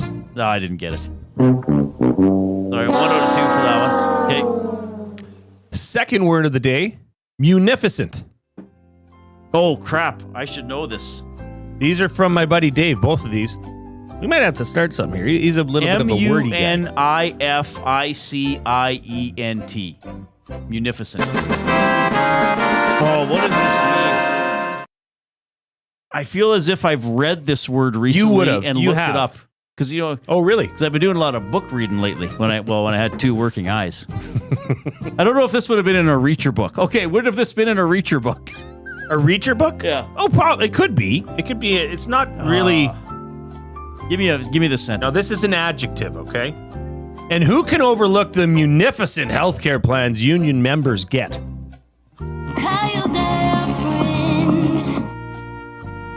I will say, like, thorough. Like, very, very, very thorough and thoughtful and complete.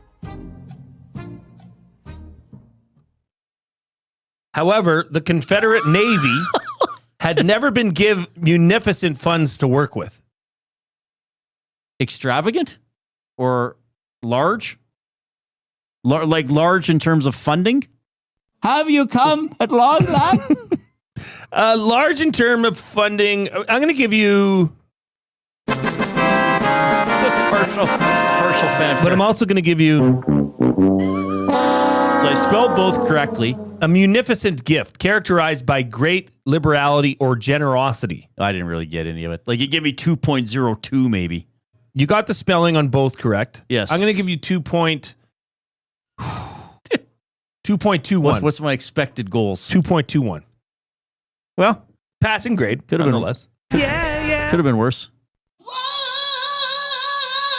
Well, this is a good show, buddy. So Evander Kane traded to the Vancouver Canucks. What else is in store for the Edmonton Oilers leading into the draft and free agency? We will have you entirely covered here on Edmonton Sports Talk.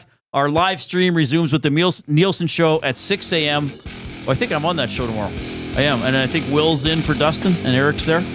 Our show, Reid Wilkins Show with Jason Milne, 3 o'clock tomorrow, done at 5:30. Green and Gold Kickoff Show will start at 5:30 with Jay and Matt to lead you into the Elks and the Bombers. On behalf of the Coob and the Glue Guy, I'm Reid. Take care.